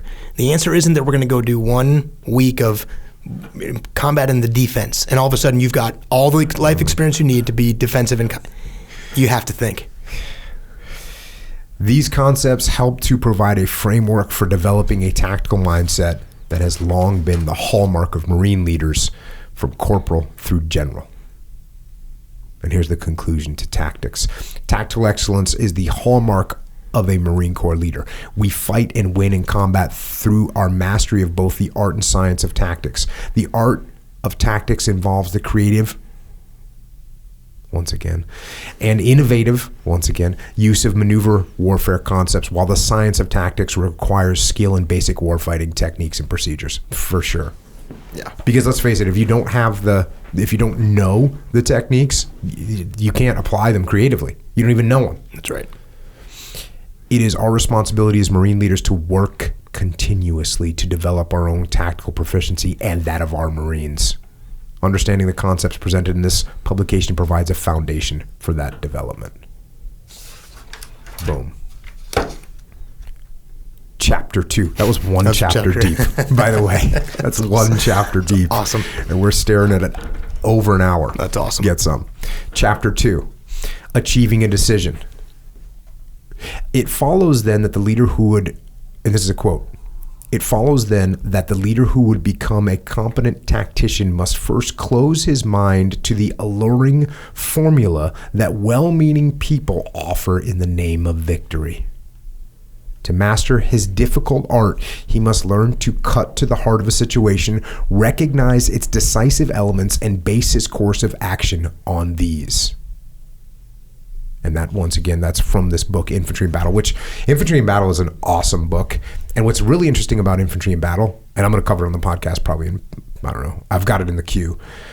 But what's interesting about Infantry in Battle, the book, is it was written in 1939, or it came out in 1939. So it's not based on what we learned in World War II. It's what we did in World War II. It's based on World War I. And like these things worked and these things didn't work. They don't say it that way, but that's basically what it is. It's a great book. And there's some, and this is when you see a leader do this, cut to the heart of a situation, recognize its decisive elements, and base its course of action on these. That's like the most pleasurable thing to see as an observer or as a trooper. When you see someone go, hey, here's what's going on, this is what we're going to do. A lot of people will be talking, and all of a sudden the leader will go, hey, This is what's happening. This is what we're going to do. And you go, oh, thank God for this guy. Going on. Another quote. We must be ruthlessly opportunistic, actively seeking out signs of weakness against which we will direct all available combat power. When the decisive opportunity arrives, we must exploit it fully and aggressively, committing every ounce of combat power we can muster and pushing ourselves to the limits of exhaustion. Which is the way you should actually live your life as well. No big deal. And that's from FM 1.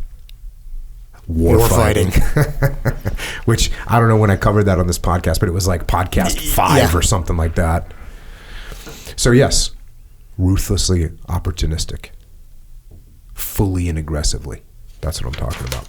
And also recognizing that the number of times you're going to get that opportunity to exploit something to win, it might be once in a battle. Yeah, it might be once, and that window may last 4 minutes. It may last an hour. It may last a day, but it might be gone. Yeah. And when you see it, you're going to have to step, and you're going to have to make that decision, and there's going to be risk in that decision, and you're not guaranteed an outcome in any way, shape, or form. But here's the counterpoint. If you don't maneuver, well, that opportunity can be lost. Yeah. And there's a huge discussion about the dichotomy. They don't use the word dichotomy, but they definitely talk about it all the time. Just because we're saying you got to be opportunistic and take advantage of those things, that doesn't mean that you just run to your death. Doesn't mean you charge into every bunker that you see because you think it's the decisive bunker. No. We talk about this all the time. You even, I think, the dichotomy that comes to mind here, the idea of being brave but not foolhardy. Yep. And then you even talked about it in Q&A recently about recognizing that being default aggressive, obviously that's a really good thing, but you can't be like that all the time, because if you're over aggressive and you exploit the wrong opportunity, or you're actually so aggressive that you haven't had a chance to bring all your forces to bear when it actually is most effective, that's every bit as destructive as being so disconnected or being so unaggressive that you miss those opportunities as well. And the answer, like you said, it's in that middle. And just saying be aggressive, that doesn't solve your problems. Yeah. You actually have to know when to do that. I don't know if the podcast I was talking about when I started thinking about the dichotomy of leadership, this was a big deal because what I had to do to come up with that, to allow my brain to get around that, I had to say that I was wrong. Admit you were wrong, yeah. That I was wrong. Like, well, no, this isn't right all the time. It's not always good to be aggressive. It's not always good to go forward. It's like all those things. It's not always good to step up and lead all the time. No, actually it's not. There's sometimes when you should follow. Like for me to sit there, and I remember it was one of those situations, this is what we just talked about. There was some time where I was watching something unfold, and the thought was, well, they should have been more aggressive. And I was like, that's what I want to say, because that's what big, tough Jocko says. But guess what? That's not the right answer. Mm-hmm. The right answer is actually that would have been the wrong time to be aggressive, and they actually did a good job by sitting back and letting that situation develop. So what is this? And I was thinking about this in my head. What is going on here? Oh, because you can't be too aggressive. You can't be aggressive all the time. Oh, and by the way, there's every trait that you look at, there's a counter to it. And if you go too far with any of them, you're wrong. For sure. And that's why the things that we teach, we don't teach the answers of saying, oh, your answer is be default aggressive. That by itself doesn't work. So you actually have to understand not just what it means, but when to do that, and know that there is actually a limit to doing that it will become ineffective if you're just, I'm aggressive, that's how I lead, get on board. and that you lead your team to destruction because you're thinking, I got to be aggressive. And yes, you do, but you have to know when to be aggressive. And actually, sometimes the best thing is to be the exact opposite of that and let the situation unfold until you see that opportunity. Yeah, and I mean, it's flanking, right? Flanking is an aggressive movement, but it's not as aggressive as charging up the middle, right? The frontal assault. Frontal assault is more aggressive. It is. We give you credit, but it's not going to work out better. That's right. And then the other funny thing from a leadership perspective is, hey, am I being weak? Am I being fearful if I'm not aggressive? But here's the answer. and this is a real simple way to look at it. When you deal with another human being, are you building the relationship or are you breaking it? Are you moving it forward or are you moving it backward? Yeah. That's the question. And the answer is the answer. The answer is if I'm going to have a conversation with you and it's going to move our relationship forward, cool. That's probably the right answer. If I'm going to have a conversation with you and it's going to move our relationship backwards, that's probably not the right answer. So if Dave, if you came up with a bad plan and my approach with you on that is, hey Dave, your plan sucked and I don't think you're cut out for this, or hey, your plan sucks and you have to use my plan now, both of those have a negative outcome. Both of those, you're looking at me going, okay, so Jocko doesn't trust me. He doesn't think my plan is any good. Instead of me going, hey man, can you explain to me, I want to understand like how you're going to execute this thing, because it's important for me to understand what you're thinking so I can give you the support that you need. Can you kind of walk me through your thought process and how this is going to go down? Well, what does that do with our relationship? Now you're going to explain something to me. I'm going to subtly and smoothly point out the little mistakes in the plan that you had, and I'm going to actually let you come to the conclusion. You're the one that's going to be telling me that, you know what, here's what I'm actually going to change this a little bit. And then I go, oh, wow, I would have never caught that. And boom, all of a sudden our relationship got stronger. So, yes, there's a dichotomy. There is. And there actually is a time sometimes that the frontal assault does work. That's why there's a frontal assault. Absolutely. If it never worked, it wouldn't be a thing. Absolutely. But the time and the place to do that, first of all, it's a lot less common than people think. The frontal assault should be the exception by a huge margin, but there are times that the frontal assault works. And sometimes when the frontal assault with another person, the times that it is most effective is when you've spent a lifetime and built a lifetime of a relationship that you can go, Dave, this is stupid, we're not doing it. And I go, okay. Yeah. And I trust you, and I don't get defensive, and I don't shrink back down because I'm cashing in, or you're cashing in on a lifetime of not having done it. If you over and over again, I'm going to just roll over when you say that, and it's going to make it worse for me. But there are times that actually the frontal assault does work. For sure. And it only works when you've not done it 1,000 times. The one time it happens, the guy is willing to listen to what's being said. Yeah, and there's other times where the frontal assault is good.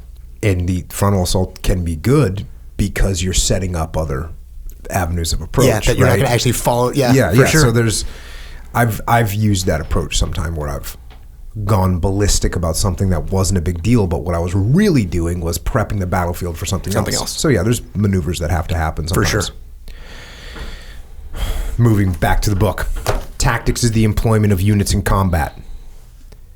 The objective of tactics is to achieve military success through a decision in battle. Using tactical actions to achieve a decision is central to Marine Corps tactics. In the past, military forces have often won only incremental gains when they sought victory, taking a hill here or a town there, pushing the front forward a few kilometers, or adding to the body count. Sometimes these incremental gains were the result of a competent enemy or the chaotic nature of war. Meaning, what they're saying there is like, sometimes you're only making these incremental gains because the enemy is super competent or nature's crazy. Okay, so we get that. That can happen. And then it continues. Many times, however, commanders sought incremental gains as a means to achieve victory. Think about that. You're looking at the battlefield and you go, you know what? We're going to get this house. We're going to get that house right there. And we're going to do, no matter what, we're going to get that house. And you're not looking at this whole battlefield, this whole city, this whole region, this whole province. So we look at these little tactical incremental gains as a means to achieve victory. This incrementalist view sees war as a slow, cumulative process, and is best exemplified by the grinding attrition tactics seen on the Western Front in World War I. There, the opponents were more or less evenly matched, and their tactics resulted in indecisive action. In Vietnam, where the opposing forces were quite dissimilar in their military capabilities, both the incremental approach led to the U.S.'s over-reliance on firepower and body counts. This, in turn, led to the conduct of military operations that were often irrelevant to the outcome of war. even though a comparison of casualty ratios appeared favorable. Think about that. You're conducting operations that were irrelevant on the outcome of the war. How often do I see that in leadership, in businesses, in life? People are doing things that are irrelevant to the outcome of the war. And committing so much time and so many resources to that. And so much individual human stress. Yeah. The body count thing in Vietnam, the more I learn about that, the more it's such a clear mistake when you look at it from now, right? With our hindsight. And I was just reading an article the other day from a Vietnam guy. I was like, he's like, I think we killed 2. We reported 20. Like that was, because that way, hey, everyone get the pat on the back. No one else knows. No one cares. And how many platoon commanders did that? Well, every platoon in the company. So it was 60. It was 60. We killed 60. And guess what? Even if we did kill 60, guess what? The Viet Cong didn't care. Yeah. They were there for the long war. Yeah, but on some spreadsheets, 60 means we're winning. Yep. 60 versus we took 2 casualties. Cool. We're gonna beat them. We're gonna win. Yep. Back to the book. Therefore, the Marine Corps has embraced a more flexible, imaginative, and effective way to wage war, maneuver warfare. That is the way you should picture everything that you do in your life. It should be maneuver warfare. Marine success with this approach has been demonstrated in places like Grenada and the Persian Gulf. In contrast to tactics based on an incremental attrition, tactics in maneuver warfare always aim at decisive action.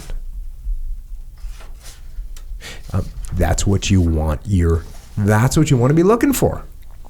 This is what Echo Charles refers to as the long war. He says, he doesn't refer to it as that, but he says that that's the biggest thing that he's learned. And if he wishes he knew one thing from sitting in here for all these hours listening to me, he wishes that he understood the long war at a younger age. For sure. I think everybody probably feels like that. Yes. I certainly feel like that. And the reason life mirrors that is because life is life. Life is a campaign. Life is as long as it is. And you have, maybe in life, you might have 4 or 5 culminating events in your life. You might get, if you get lucky, you just get a handful of those. And if you miss those, if you're not aware that you're working towards those, you'll do what a lot of people do, is look back and say, boy, I wish I had ... whatever that is. And that recognition that it's the same thing as a campaign. And you have to actually, everything you do affects something else. And you need to be working towards whatever that culminating event is. And if you're lucky, you get a few. And if you miss them, you spend a lifetime looking back, wishing you hadn't. And in combat, if you miss a culminating event, you can lose. You can lose your guys. You can lose the war. You can lose everything. You and I were with a client, and I actually we were with him for a day, and I was like going to close out the day, and I had like some little thing that I talked about at the end of the day. And as soon as I got done, I realized I wish I would have said something else. And here's what I would have said, because you and I were reading the surveys, and one of the things that we read on the surveys, someone said, hey, this training, because you'd worked with this client before, someone said, hey, the training with Dave was cool, but it was kind of like seeing a Rocky movie. And at the end of a Rocky movie, everybody wants to go and box and train and work out, and then 2 days later you're not doing any of those things. And what I should have done, and it hit me as soon as I walked off stage. It's just one of those bad timings. I should have said, hey, I should have brought up those surveys and said, I'm going to read you what someone said. And what someone said is, this is like a Rocky movie, and everyone wants to train boxing, and then 2 days later you're back to normal. And I should have said, the person, whoever wrote that in this room, and I'm not going to call you out, whoever wrote that is 100% right. You are 100% right, because this is not an inoculation. We know you're going to be fired up, but what it takes to change leadership inside of a company is not one brief or 2 briefs from Dave. What it takes, it's a campaign. that you have to think about every single day. You have to think about the long war. You're not going to go, you can't sit through a 3-hour briefing and expect that, now our leadership is good to go. No, it's not like that. It's a campaign that you have to get on. You have to think about it every day. You have to train it every day. And actually the same group, we had done some physical training with them in the morning. We put them through like a PT program. I should have said, okay, now that we did that PT this morning for 40 minutes, who is now in good shape? And no one would have raised their hand. And I would have said, that's right. Just because you sat through 3 hours with Dave and I, does this mean that your leadership is now honed and sharp? No, not true. Just like you have to continue to work out every day, you have to continue to train and study every single day. You have to continue to be reflective and look at yourself and see and look at your peers and talk to each other and see what you can improve and see what you can do better. That's what you need to do. So yes, in 2 days, you're going to be back to normal if you allow yourself to be.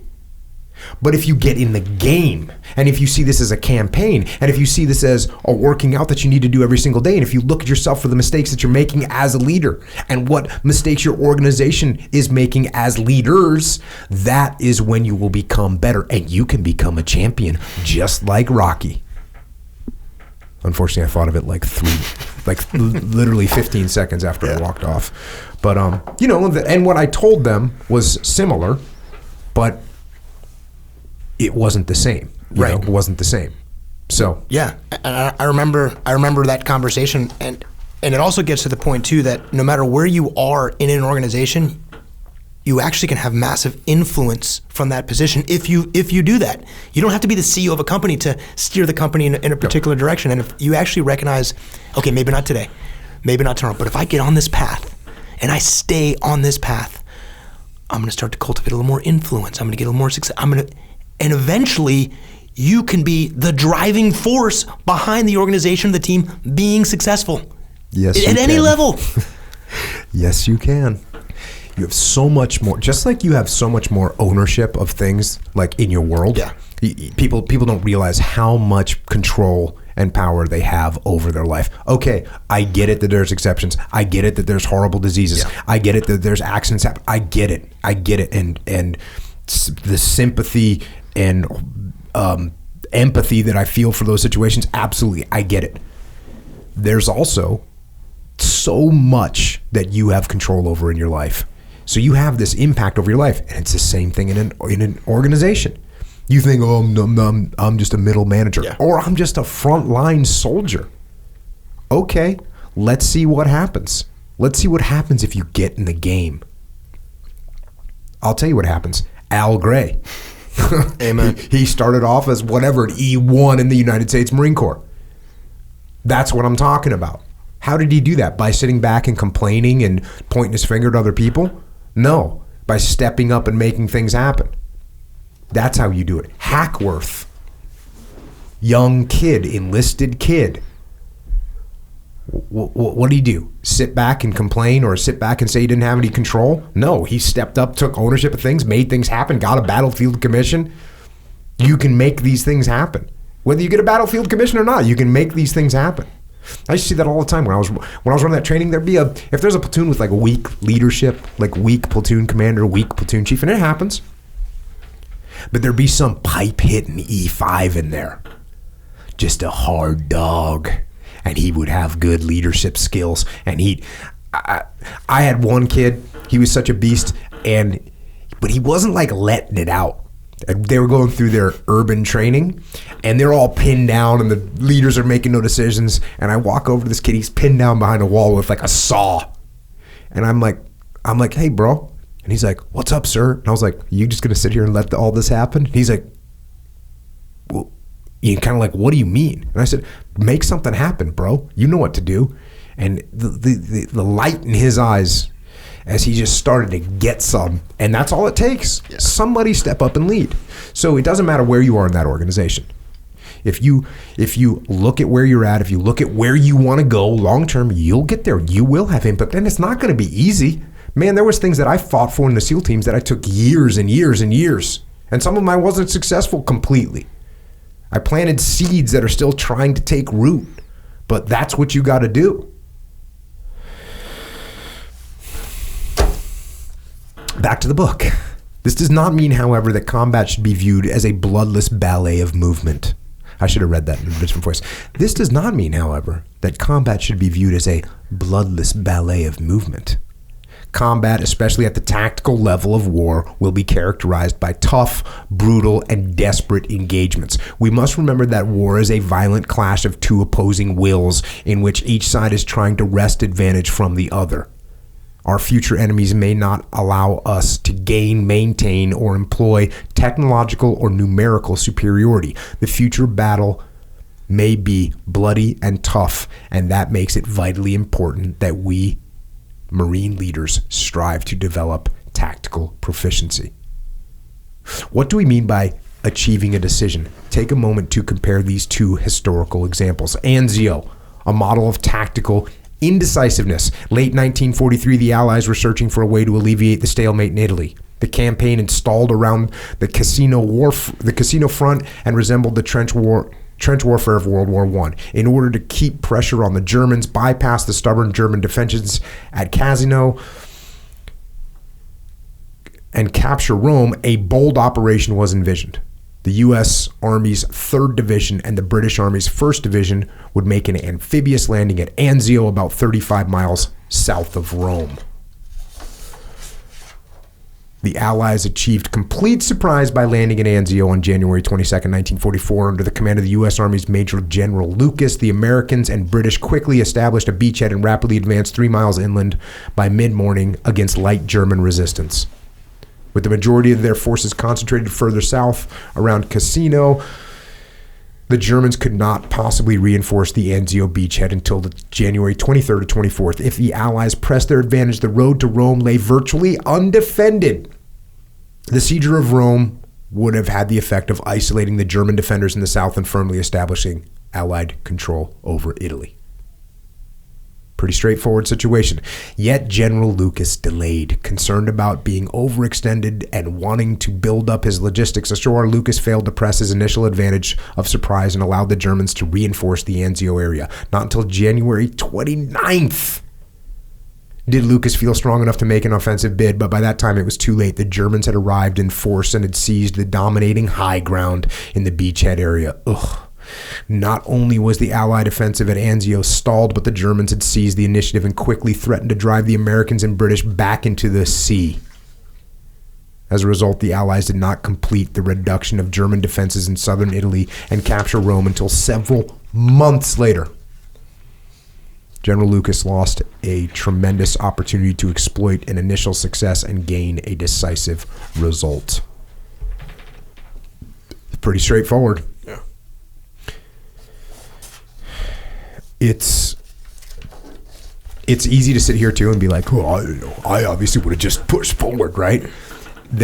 And that's what you got to think about. You got to think about, okay, what did he see, and how much intelligence did he have? He might not have known all this. That being said, this is one of those situations where you go, look, we just made it ashore pretty easily. We're doing pretty good. The Germans aren't in position yet, and you'd figure that out pretty quickly. And let me tell you something else. Here's what my mentality would have been. The Germans, okay, let's say we don't know 100% that the Germans aren't set up on us, right? How are we going to find out? You know how I'm going to find out? I'm going to go. Yeah, not sitting here and waiting. I'm not going to sit here and wait. I'm going to find out. I'm going to push forward. And guess what? If we push forward and we meet massive resistance that requires this extensive logistic train that I'm waiting for, cool. Guess what? Looks like we're going to wait for it. But if I start to push through and all of a sudden I realize that we get through, well, guess what? Cool. We're going to move a little bit further, and I'm going to continue to push. I've been talking a lot about this incremental decision-making idea. And that's a great example, right? It's not, okay, we landed, we're going to go straight to Rome. But guess what? We landed, we're 3 miles in. Guess what we're going to do tomorrow? We're going to go 5 miles in. Guess what we're going to do the day after that? We're going to go 7 miles in. Oh, and by the way, if we start to see like an open road, we're going to go until we meet some resistance. So I'm not committing 100% day one because we don't know what we're up against. We don't know, because if we run out of ammunition, we're screwed. We get that. So I'm going to make these incremental decisions that are going to lead me toward my final objective, but it's going to prevent me from getting stagnant and waiting and not gaining any new information. Because when we're sitting still, we're not gaining any new information. And a matter of fact, the enemy's maneuvering. I say it all the time. If you're sitting still, the enemy's maneuvering on you. Here's a classic example. And what do you think the Nazis are going to do? Well, the Nazis aren't going to maneuver on you? Right. These are the Blitzkrieg people. Remember them? For sure. We're not sitting back and waiting for this to happen. We need to go forward. And obviously, again, this is all for us. We can sit here in hindsight and listen to this and read this and recognize that. But that's with the first 2 pages of this book. That's the leader's job, is to recognize that when you have those culminating events, when you have the opportunity, you have to see it and you bring all your forces to bear to attack that. Now, that doesn't mean that you just get online and push. In this case, you just push the 30 miles per hour. That's not what it means. But it means that this is our time to take the things that we have, all the things available to us to do that, and we get aggressive and we attack. And what I'm saying is, I'm actually giving away a pragmatic tool that you can technically use. Because I'm not saying we can look back and say, hey, the decision should have been this or this. What I'm saying is, here's a pragmatic tool that you can use as a leader, which is the following. You see an opening, press. You press. You don't need to go crazy. No, you press and you evaluate. Yeah, and you see what happens. And actually, that's a better chance to reveal what's actually happening than not pressing, which is different than everybody get online and run. That's not what I'm saying. No. But we move to the next one, and the best intelligence you're going to get is at the point of friction. And if there's not a lot of friction here, good. Keep moving. Hey, there's way more friction than we expected or can deal with. Now we know, and we can actually respond to that as well. Check. Another example, Cannae, a clear tactical decision achieved. On August 2nd, 216 BC, the Carthaginian general Hannibal fought the Roman army under the command of Terentius Varro near the city of Cannae in southern Italy. Hannibal based his tactics on the specific characteristics of both forces and on the aggressive personality of the Roman commander. Oh, I highlighted that in my notes. Yeah. Because, listen, that Hannibal based his tactics on the specific characteristics of both forces and on the aggressive personality of the Roman commander. Yeah.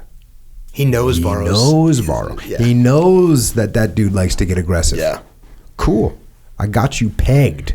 Here we go. As dawn broke, Hannibal drew up his force of 50,000 veterans with his left flank anchored on the Aphidus River, secured from envelopment by the more numerous Romans. So you got on your left flank, you're protected, you got a river there. Great. His center line contained only a thin line of infantry. His main force was concentrated on the flanks. His left and right wings each contained deep phalanxes of heavy infantry. 8,000 cavalry tied his left line to the river. 2,000 cavalry protected his open right flank. 8,000 men guarded his camp in the rear. Varro and more than 80,000 Romans, so they're Hannibal's outnumbered by 30,000.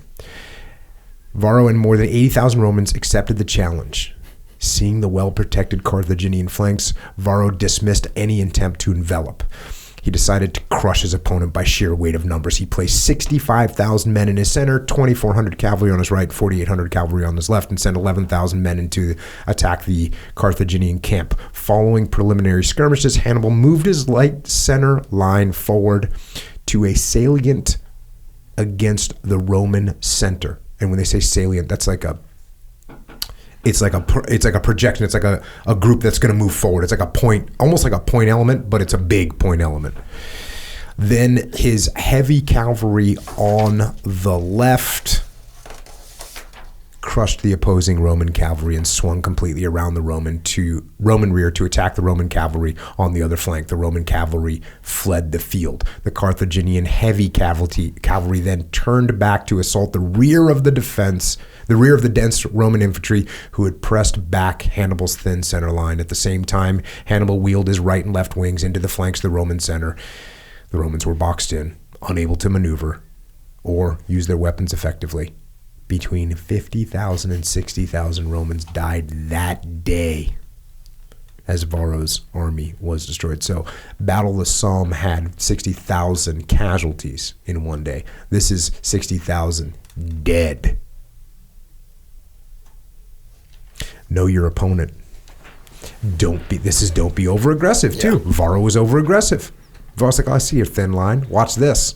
Yeah, watch this is right. Understanding decisiveness. What do these examples tell us about achieving a decision? First, achieving a decision is important. An indecisive battle wastes the lives of those who fight it and die in it. It wastes the efforts of those who survive as well. All the costs, the deaths, the wounds, the sweat and effort, the equipment destroyed or used up, the supplies expended are suffered for little gain. Such battles have no meaning except for the comparative losses and perhaps an incremental gain for one side or the other.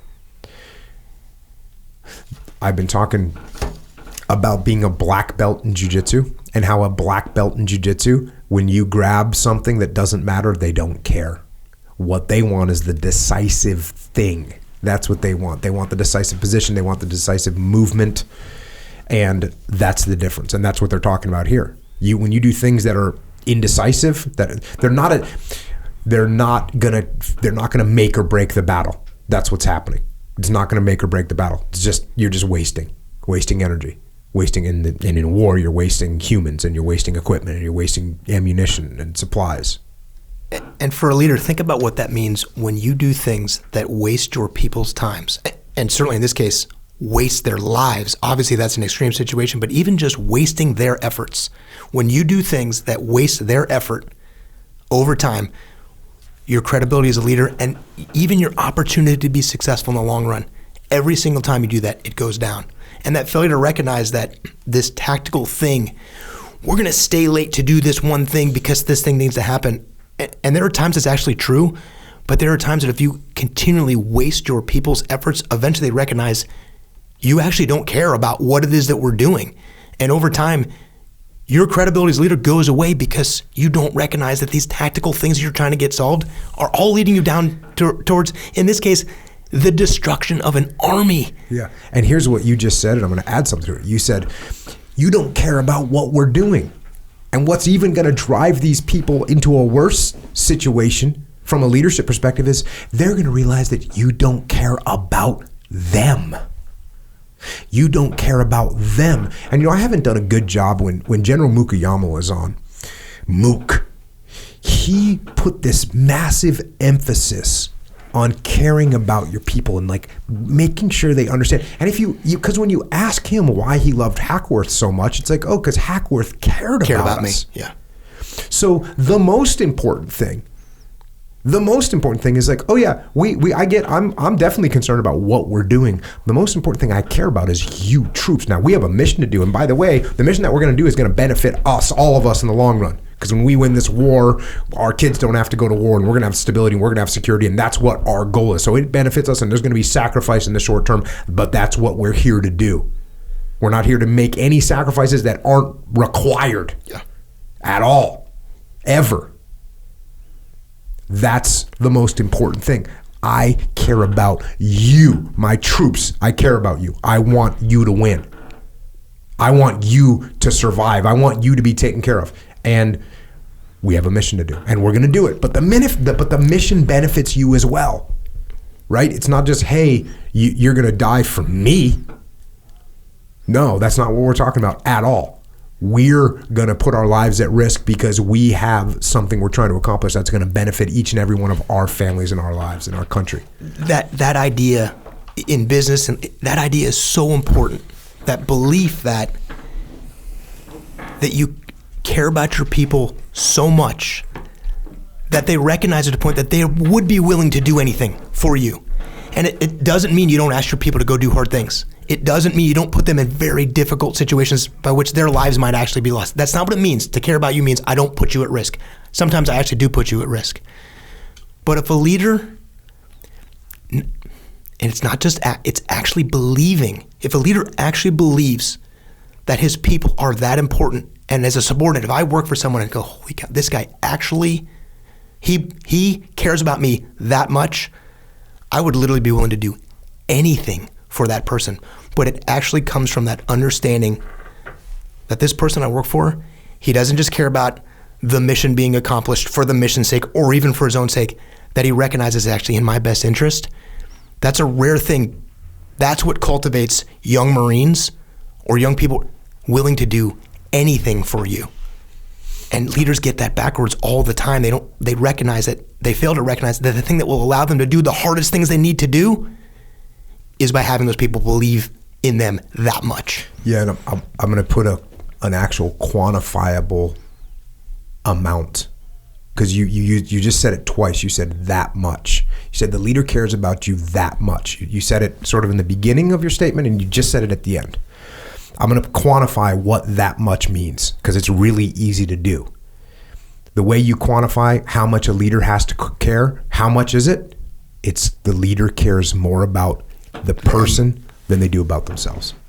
And if that's what the troops see, if that's what they see, that's when you get, as you said, young Marines, or employees or soldiers, sailors, airmen, Marines, linemen, construction guys, manufacturing people, whoever it is, when they see that, they will know, and that then they will go that extra distance for you. Hey, is it every single one of those guys? No, because you've got people that are self-centered, and they're going to look at you and go, cool, I'm going to take advantage of this guy. That happens. It does happen. You got to be aware. You got to not even be wary of it. You just need to understand it. For sure. But that's what you need to do. Yeah, and you can't fake that. No. You can't fake that. No. That as a leader is something you have to believe. You have to believe that feeling of they are actually more important than you. And those things in some places come very naturally. With your kids, that comes naturally. But you can't fake that, and they will see right through that. And that feeling as a leader, that's hard. But it's possible. I have worked for people that I have come to realize they care about me more than them. They are willing to endure more of themselves for my benefit, and it's almost always the other way around. And those people, those few times I've worked for people like that, I would literally do anything for that person. Check. Second, achieving a decision is not easy. History is littered with indecisive battles. Sometimes it was enemy skill and determination that prevented even a victorious commander from achieving the decision he sought. In other cases, commanders fought a battle without envisioning a larger result for their actions.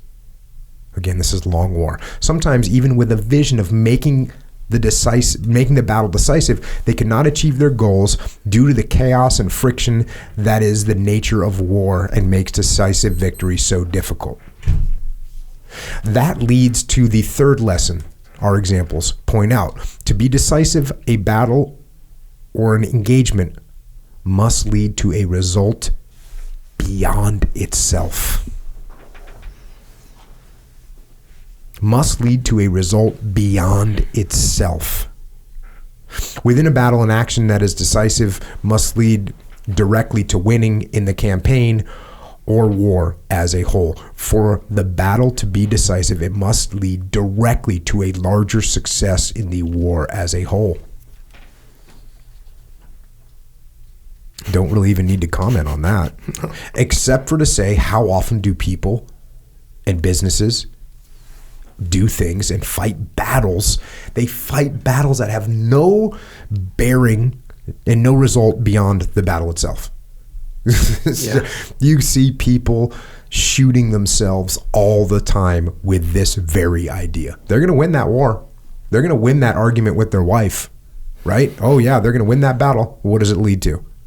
They're going to win that argument with their subordinate, or they're going to win that argument with their boss. Yeah. Where does it lead them? Oh yeah, well, that worked out great for you. It actually sets you back in your campaign. You don't think about that though. On the other hand, we must not seek decisiveness for its own sake. Oh, boom, dichotomy coming at you. We do not, after all, seek a decision if it is likely to be against us. We seek to ensure, insofar as this is possible, given the inherent uncertainties of war, that the battle will go our way. We have stacked the deck in our favor before the cards are laid on the table. Otherwise, to seek decisive battle is an irresponsible gamble. If you see me, Jocko, if you see me engaged with someone, I already know the outcome. Like when I'm discussing something, I already know the outcome. Because I've already laid that out in my head. Otherwise, I'm just listening to you. I'm just going to listen to you because I'm learning. And I'm not going to step onto the battlefield, right? I'll talk to you and we'll discuss possibilities and outcomes and plans, and that's great. I will not take a stand until I actually know what the outcome is going to be. Just FYI. And you've done all the things that you need to do prior to that, up to including that conversation, yes, to know what that is. Yes. Because if not, then you're just arguing for argument's sake. And then you might win the argument, which is great, only it won't actually help you in the long run. Exactly. When we seek battle, we must seek victory. Accomplishment of the assigned mission that leads to further significant gains for the force as a whole. At Anzio, the Allied aim was to break the stalemate in the south, opening up a southern front that would force Germany to move additional forces from the defense of Normandy. This weakening of Normandy defenses would support our planned invasion of France later that same year.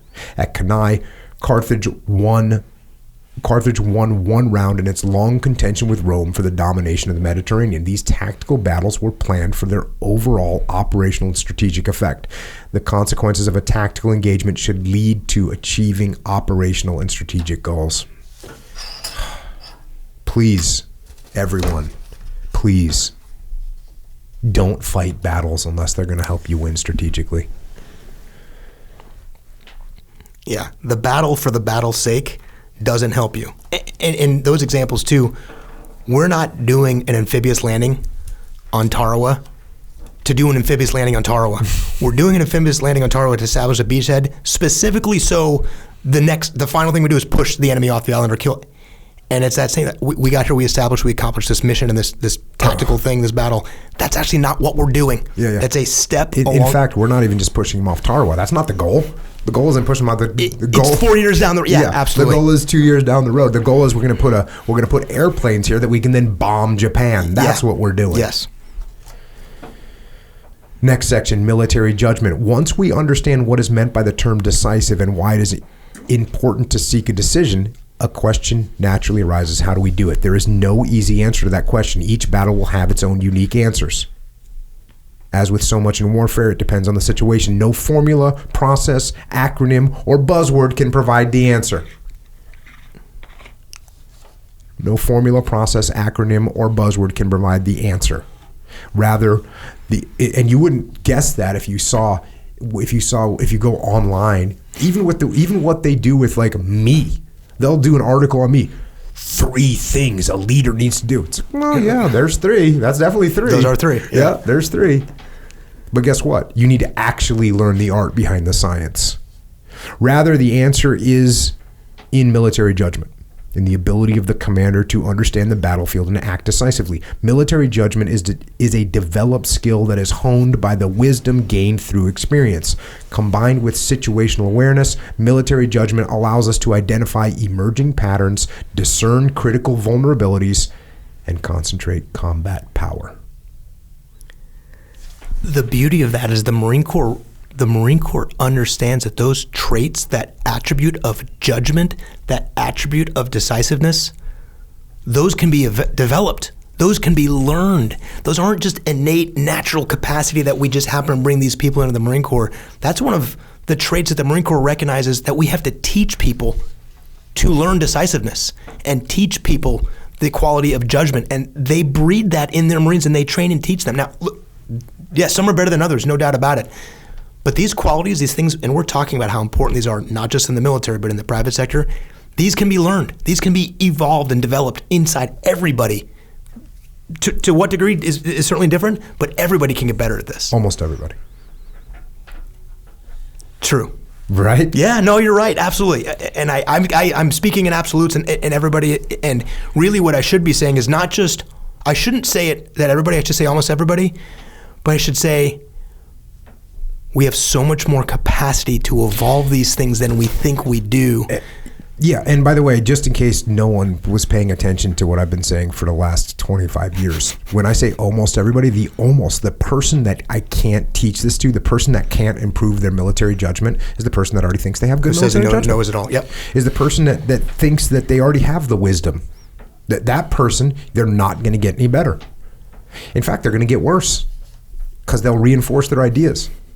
So if you have an open mind, you can get way better at this stuff. Yeah. If you don't have an open mind, you won't get any better. Understanding the situation. The first requirement of a commander is to understand the situation. You would think that was just so obvious. So self-evident, yeah. That you wouldn't need to say it in a book.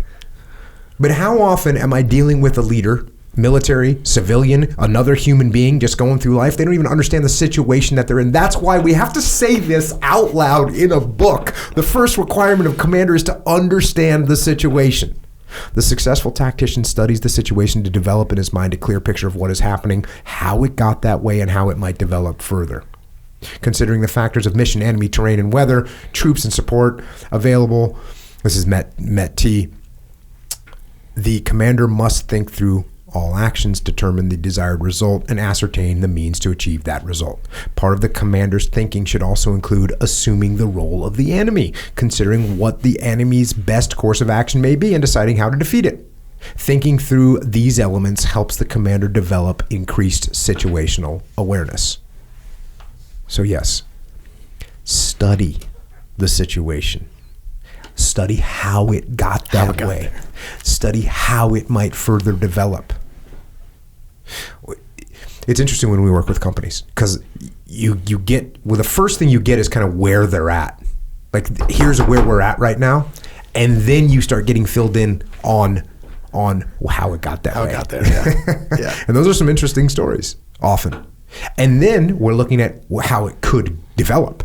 Because one thing we know is if we develop leaders and we start to get on the path, it's going to develop in a great way. And if we don't do that, it's going to be problematic. Yeah. Based on this understanding of the situation, the commander can begin to form a mental image of how the battle might be fought. Central to the commander's thinking must be the question in this situation: what efforts will be decisive? The commander asks this question not just once, but repeatedly as the battle progresses. The commander must also address the possible outcomes and the new situations that will result from those possibilities. As the situation changes, so will the solutions and the actions that derive from it. You always have to reassess what's going on. For every situation, the leader must be able to decide which of the countless and often confusing pieces of information are important and reliable. The leader must determine what the enemy is trying to do and how to counter his efforts. The leader's skill is essentially one of pattern recognition, the ability, after seeing only a few pieces of the puzzle, to fill in the rest of the picture correctly. Pattern recognition is the ability to understand the true significance and dynamics of a situation with limited information. Pattern recognition is a key skill for success on the battlefield. Get those overlays out. Tactics requires leaders to make decisions. A leader must make decisions in a constantly changing environment of friction, uncertainty, and danger. Making effective decisions and acting on those decisions faster than the enemy is a crucial element of Marine Corps tactics. Making decisions faster. Sometimes there may be time to analyze situations deliberately and consider multiple options. Comparing several options and selecting the best one is known as analytical decision making. When time allows a commander to apply analytical decision making, usually before an engagement or before a battle begins, the commander should make the most of it. Absolutely. Once engaged, however, the commander finds time is short. And the need for speed is paramount. In some cases, speeding up the analytical decision process may be sufficient. However, in most cases, intuitive decision-making is needed to generate and maintain tempo. Intuitive decision-making relies on a commander's intuitive ability to recognize the key elements of a particular problem and arrive at the proper decision without having to compare multiple options. Intuition is not some mysterious reality, not some mysterious quality. Rather, it is a developed skill, grounded firmly in experience, and one that can be further developed through education and practice. It is not without some risk, however, and leaders should use the decision-making style that works for them. Learn to detach. Learn to take a step back. Make the intuitive decision. Make incremental decisions. You know, when Brian Stan was on here, I'll have to go listen to it again. But one thing I noticed is he was really into the tempo. And I paid attention to that. He said, I wanted to keep the tempo. When you certain people, they sort of grasp onto a tenet and it makes really good sense to them. And when Stan was on, like I could see, oh yeah, the way he talked about maintaining that tempo. You know, he had a good instructor at that block of the basic school that really explained it well. And he said, okay, I get this. If I can keep that speed up, if I can keep that operational tempo up, I can overcome my enemy. I love how they describe the idea of being intuitive is not magic or mystery. Yeah. And people write that off like, oh, he's got... People that are naturally intuitive actually aren't naturally intuitive. They've cultivated and developed that through a ton of experience and the discipline to put themselves in those situations over and over and over again. And for those of us on the outside, it looks like it's just natural. Yeah. But it's really a byproduct of all the times that they've done that. So it is natural to them only because of what they've done to put themselves in that position. Yeah, and there's like pragmatic things that you can do to make yourself seem super intuitive, and I do them all the time. There, for instance, and I was just writing about this, I'll sit there and there'll be a group of my subordinates talking about whatever thing we got to decide on, and I'm not saying a damn word. And I'll listen and I'll get all this great information from all of them about all the different possibilities of things, the way things could go and the outcomes we could have and the resistance we could meet in these various areas. And I get done listening to all that for 28 minutes and I haven't said anything. But guess what I've done is I've taken all those things, and by being detached and by listening and by not having a preformed opinion and by letting my ego not drive my decision making, when I finally say, hey, here's the best way to go forward, it seems like, oh, he made that decision really easily. No, actually, it's because I just listened. There's pragmatic things you can do that can make you seem more intuitive. An incremental decision is one of those things as well, because you can make an incremental decision very easily because there's less risk in it. So when you say, hey, listen, we just landed and the Germans, we haven't met any resistance, we're going forward. We're going to go forward 3 more miles. That seems like a really bold, intuitive decision. But really, you haven't met any resistance, and it's pretty easy to make because you're not overcommitting. So you seem like this super cool. You're not saying, hey, we're going all the way to Rome. You're just saying, hey, we're just going to go 3 more miles. We made it 3. We're going to double it. Let's go. And everyone thinks, damn, that's bold. Yeah. But the reality is you haven't met any stern resistance. Cool. Let's rock and roll. Am I super intuitive? No, I'm just detached. I'm assessing and making a decision. I find myself kind of laughing. I'm hearing you read it, and I kind of chuckle to myself a little bit. There's the reason these seemingly totally simple and obvious statements need to be said. Like, you need to assess the situation and figure out how we got here. Like that, it's so easy to listen to that, but in reality, it's really hard for people to do that. And the people that do that the worst are the ones that are most emotional about what's going on. They're the most inside. We talk about, at Echelon Front, when we talk with companies, we talk about detach when we're talking about prioritize and execute. And if I say prioritize and execute, the first thing that people jump to is, I got to get the right resources and make sure I know what the right priorities are. That is true. But actually, individually, what you need to do is you need to detach from what's going on and make sure that what seems to be a priority for you isn't a priority because you're so inside that and so emotional about that you can't see that actually this thing changed. Step B took us to this, and things are different now. We have to shift our priorities. And it isn't just people, resources allocated to the right things. Those are true. It's, are you detached from the situation so you're actually doing that correctly? So you don't stay in one place too long or push too far forward or anything in between. And sounds right to say, you need to detach and pay attention and look at what's going on around you. And we kind of laugh at that. It's so hard for some people to do, especially when it's your thing that you're living on the inside. And when you do that as a commander or do that as a leader in an organization, you can crush organizations by being so committed to the thing you're doing in one direction or another because you're simply just not detached. And when you can show people what detachment looks like and you just pull them out a little bit and you look around. I was at an FTX 2 weeks ago. Mm-hmm. So we do these FTXs and they can be very chaotic, very dynamic. There's things going on. And more often than not, when you're leading your team in this FTX, this field training, you're getting slaughtered by the enemy. There's 15 of you, there's 3 of them, and they're destroying you because they'd see what's going on. And the leaders run around and they try to make decisions. And I grabbed someone who was dead. So he sat them down, pulled them up, and I sat him next to me, and I took about 20 steps away from the action. I said, what do you see? Just tell me what you see. And they said, oh, I see a group over here running. I see someone getting cover. I see 2 enemy running behind that building. And they went on and said about 15 different things that they saw. And I said, you know what you see, actually?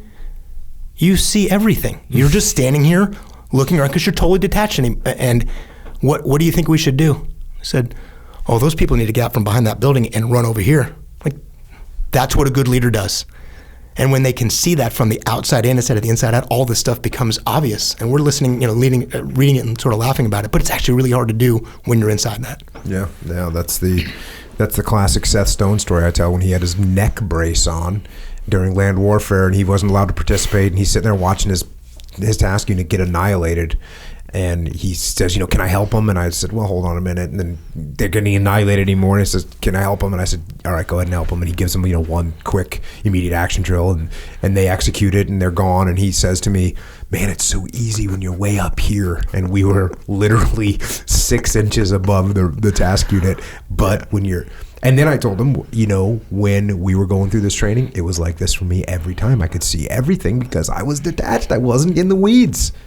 And that gives you this incredible power and visibility. And it happens, here's the thing, we're not only talking about the battlefield or the training scenario. We're talking about any situation. We're talking about business, and yes, we're talking about life as well. Take a step back.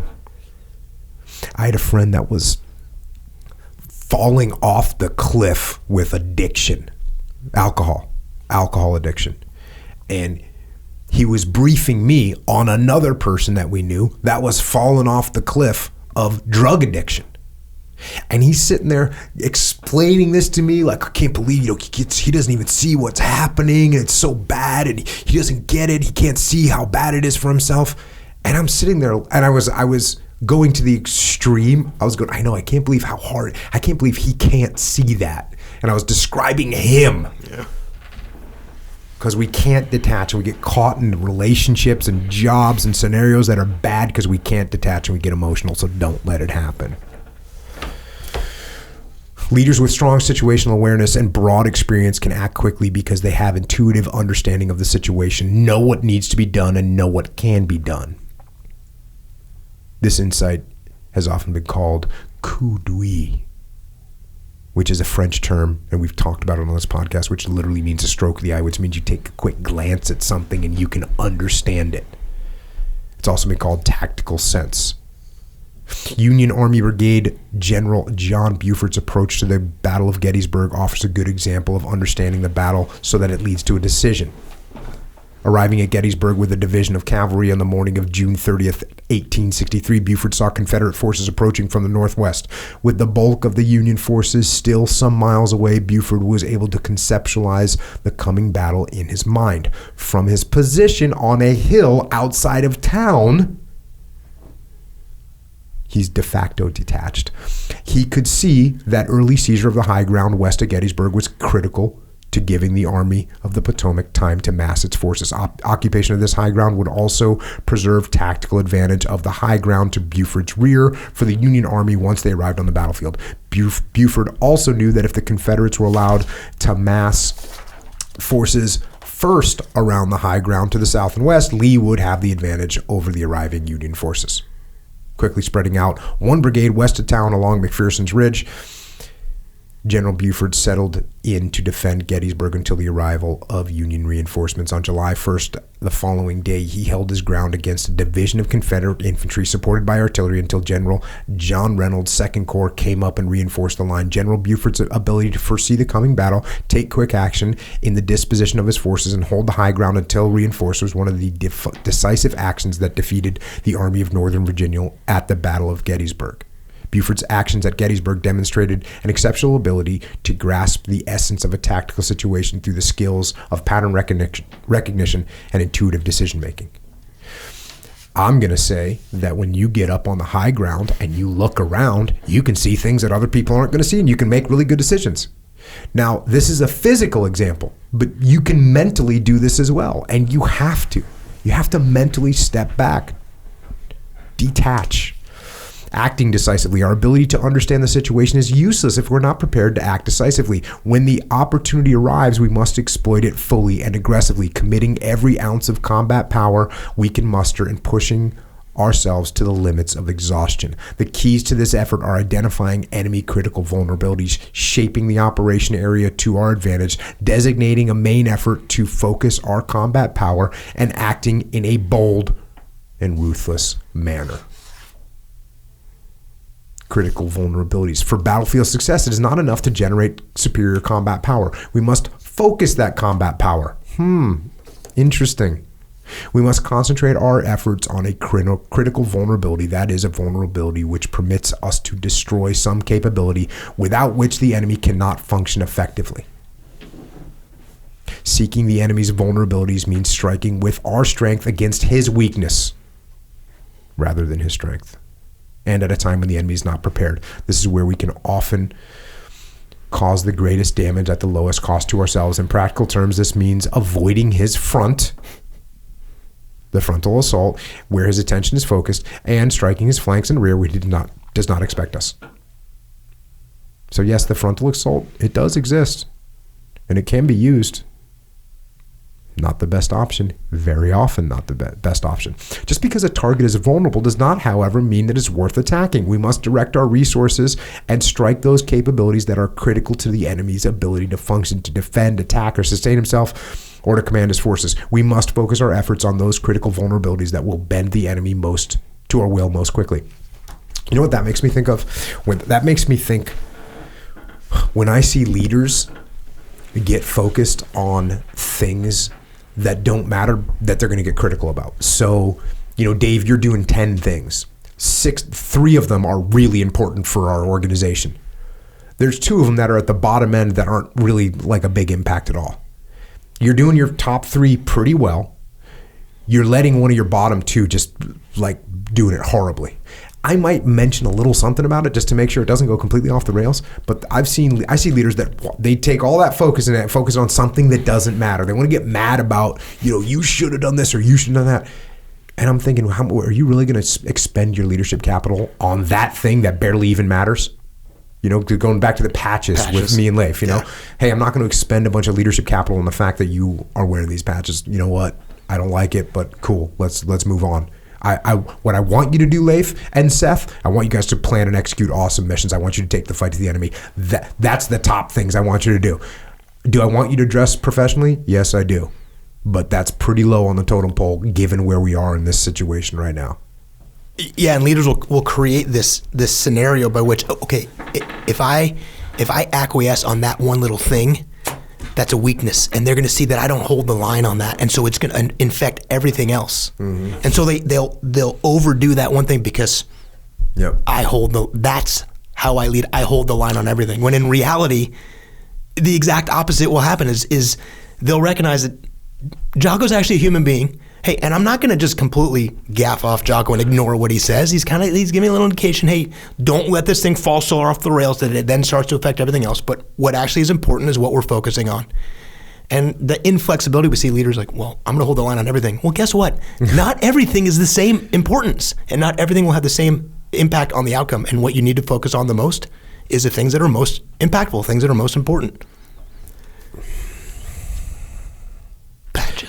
Patches on. Good job, Leif. At the lower tactical level, this may mean using fire and maneuver to take out machine gun position that is the backbone of enemy defenses.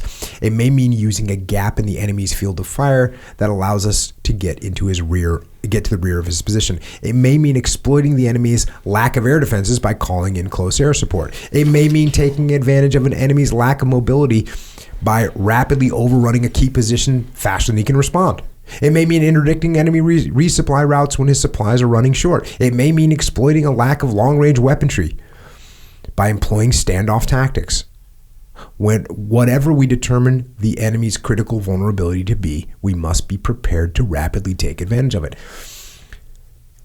In the business world, that's something you should always be paying attention to, because we got our business and that's cool and we're going to do our thing, but what weaknesses does our competitor have? And are we ready to exploit those weaknesses?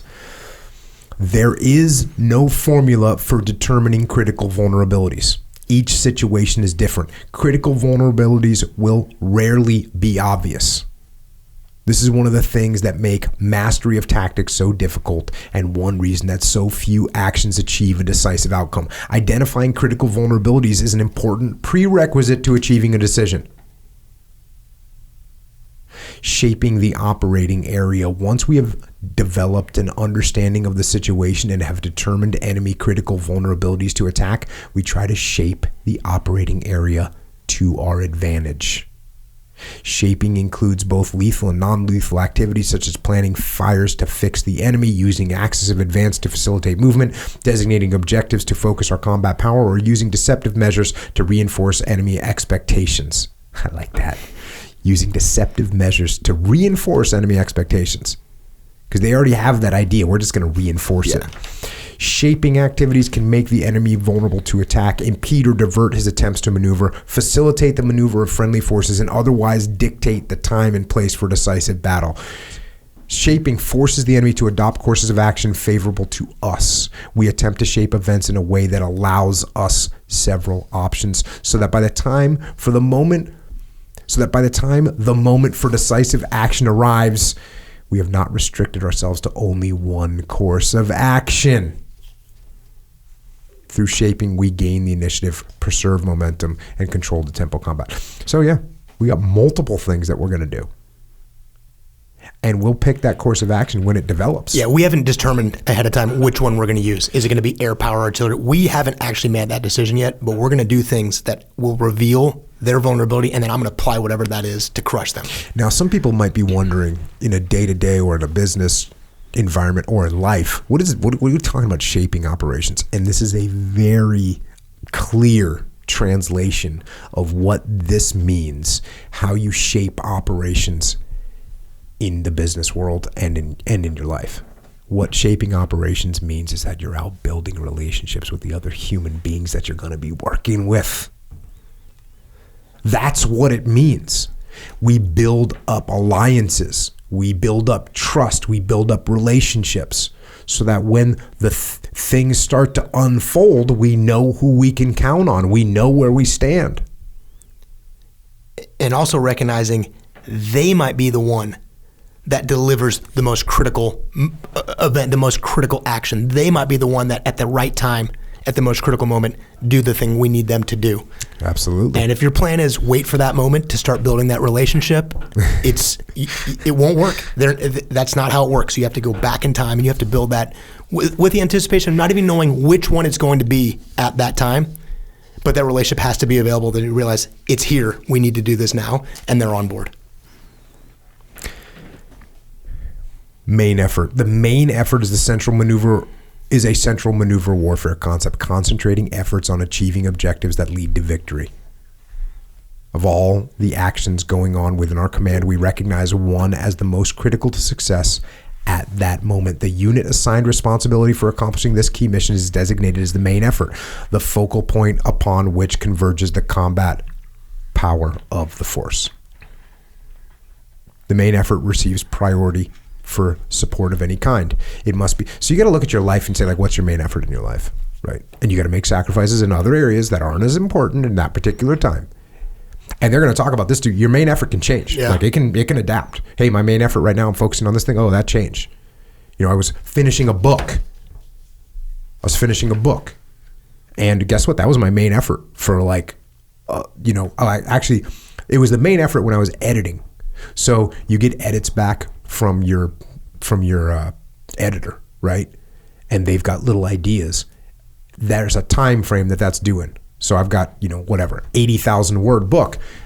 When I'm writing the book, it's not the main effort because it's just part of what I'm doing. It's an hour a day. It's 1,000 words a day. Boom. I look up in 3 months and I've got 80,000 words. Good. Okay. It wasn't the main effort. Then all of a sudden I get back my edits from my editor and now and that's due in 6 days. That becomes my main effort, 100%. Because I don't have time. It's going to take like 3-4 hours a day to do those edits. So it has to be the main effort. So your main effort can change in your life, But what you do is you sacrifice other things. Like during that time period, I was kind of lucky because I hurt my knee, beautifully hurt my knee, couldn't train jiu-jitsu. I was like, cool, there's that editing needs to get done. Did it. So your main effort can change and adapt, and the same thing happens on the battlefield. Faced with a decision, we ask ourselves, how can I best support the main effort? So the main effort receives priority for support of any kind. It must be clear to all of the units in the command that they must support that unit in the accomplishment of the mission. The main effort becomes a harmonizing force for a subordinate's initiative. Faced with a decision, we ask ourselves, how can I best support the main effort? And if you want to be if you want to create a good reputation for yourself as a leader and as a human being, when you're not the main effort, instead of complaining and worried that you don't have the spotlight, what you do is you look at the person that's the supporting effort and you say, how can I help you win? Yeah.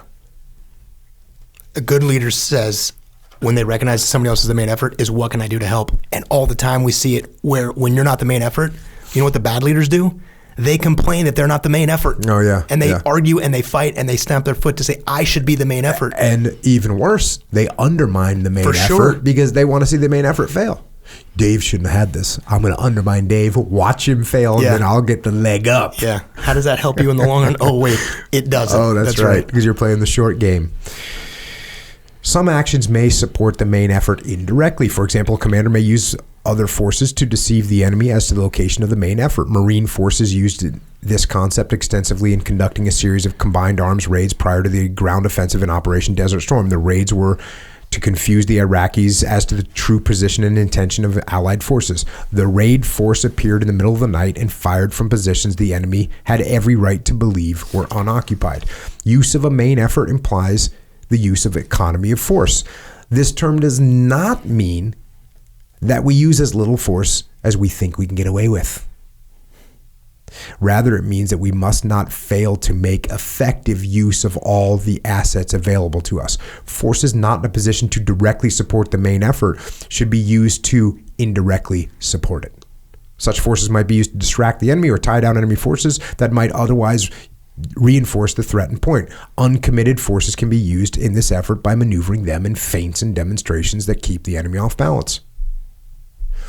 And this is something that I think you mentioned earlier. Is like, oh yeah, the person that's not the main effort has a huge impact on what's happening. So just because you're not the main effort doesn't mean you shouldn't do everything in your power to support the main effort. While a commander always designates a main effort, it may shift during the course of battle as events unfold. Because events and the enemy are unpredictable, few battles flow exactly as the commander has planned. Isn't that funny? Few battles flow exactly as the commander has planned. As a result, the commander must make adjustments. How often do I see a commander, a leader, have their plan in their head and that's what they're sticking to? Yeah, we see it all the time. I'm sticking to the plan. And yet, few battles flow exactly as the commander. It's okay. It's by definition saying you should not stick with your plan because it's going to change. Yes. One way is by redesignating the main effort. For example, if Company A is designated as the main effort but runs into heavy enemy resistance while adjacent Company B makes a breakthrough that exploits a critical vulnerability, the battalion commander may designate Company B as the main effort. This new designation of Company B as the main effort must not, however, be merely nominal. It means that the combat power which was supporting Company A now shifts to Company B. Identifying the main effort is the principal and most important answer to the question, how do we achieve a decision? Boldness and ruthlessness. You want to know how you achieve a decision? Here's how you do it. Forcing a successful decision requires the commander to be bold and ruthless. Boldness refers to daring and aggressiveness in behavior. It is one of the basic requirements for achieving clear-cut outcomes. In order to try for victory, we must dare to try for victory. We must have a desire to win big, even if we realize that in many situations the conditions for victory may not yet be present. Ruthlessness refers to pursuing the established goal mercilessly and single-mindedly. This This is doubly important once we gain an advantage. Once we have an advantage, we should exploit it to the fullest. We should not ease up, but instead increase the pressure. Victory in combat is rarely a product of the initial plan, but rather of ruthlessly exploiting any advantage, no matter how small, until it succeeds. And that's where a lot of people want to stop listening. Just that because that sounds so fired up that they think, cool, bold and ruthless. That's how I'm going to roll from now on. And then we get into the dichotomy. Bold and ruthless. Boldness and ruthlessness must be accompanied by strong leadership and tempered by sound judgment. Without these qualities, boldness can become recklessness, and ruthlessness can be distorted into cruelty. So, yes, there is a dichotomy in every aspect of leadership. Yeah. And if you go too far in one direction or the other, you will fall apart and fail. Can you have too much sound judgment? Oh, yes, you can. You can sit there and wait to make the perfect judgment. That's what's got to be balanced. So be careful. Conclusion. As Marine leaders, whether of fire teams or of a Marine expeditionary force, we are responsible for achieving success. As you pointed out earlier, what are you going to get graded on? How, if you're successful. That's how we're grading you. We don't care how you did it. In combat, the success we seek is victory, not merely a partial or marginal outcome that forestalls the final reckoning, but a victory that settles the issue in our favor.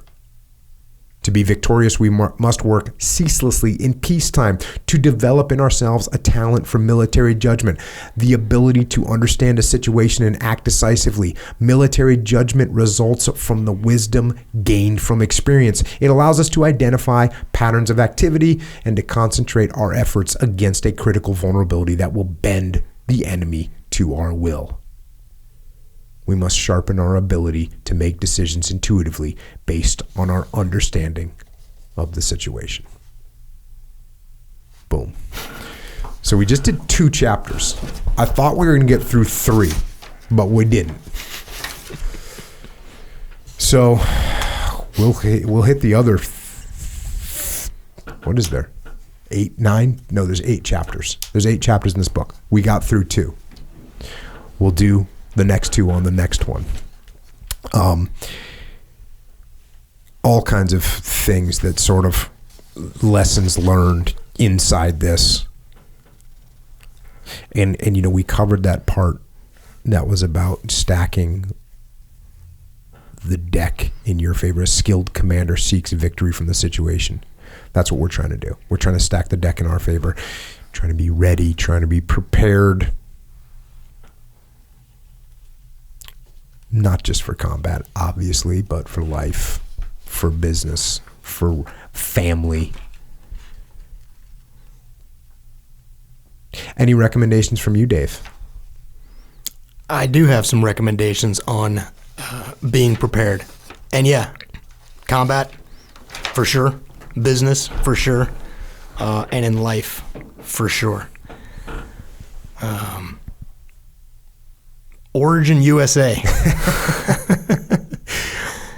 Origin, Maine, up in Farmington. So you started jiu-jitsu how long ago? Just over a year ago.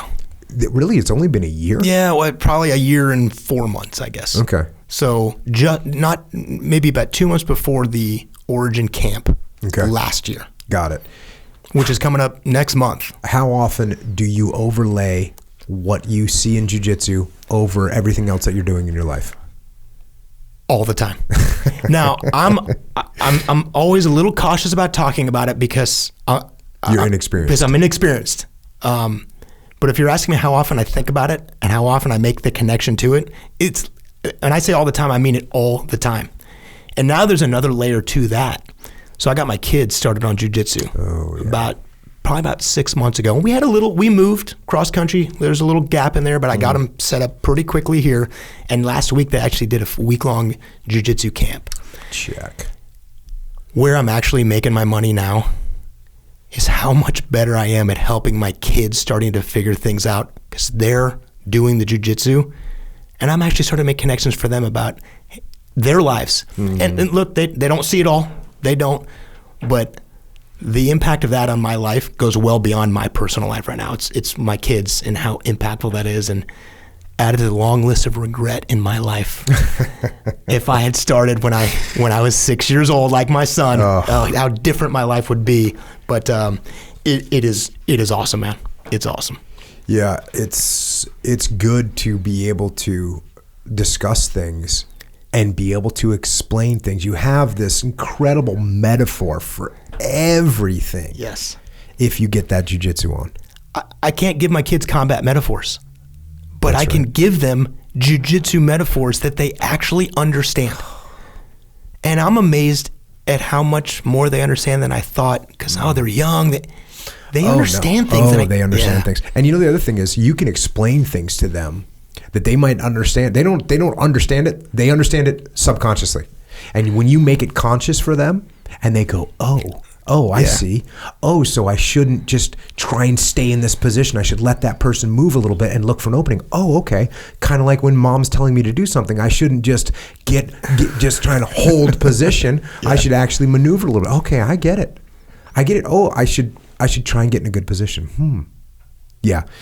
If you start jiu-jitsu, which you absolutely should, go to Origin Maine. You're going to need a gi.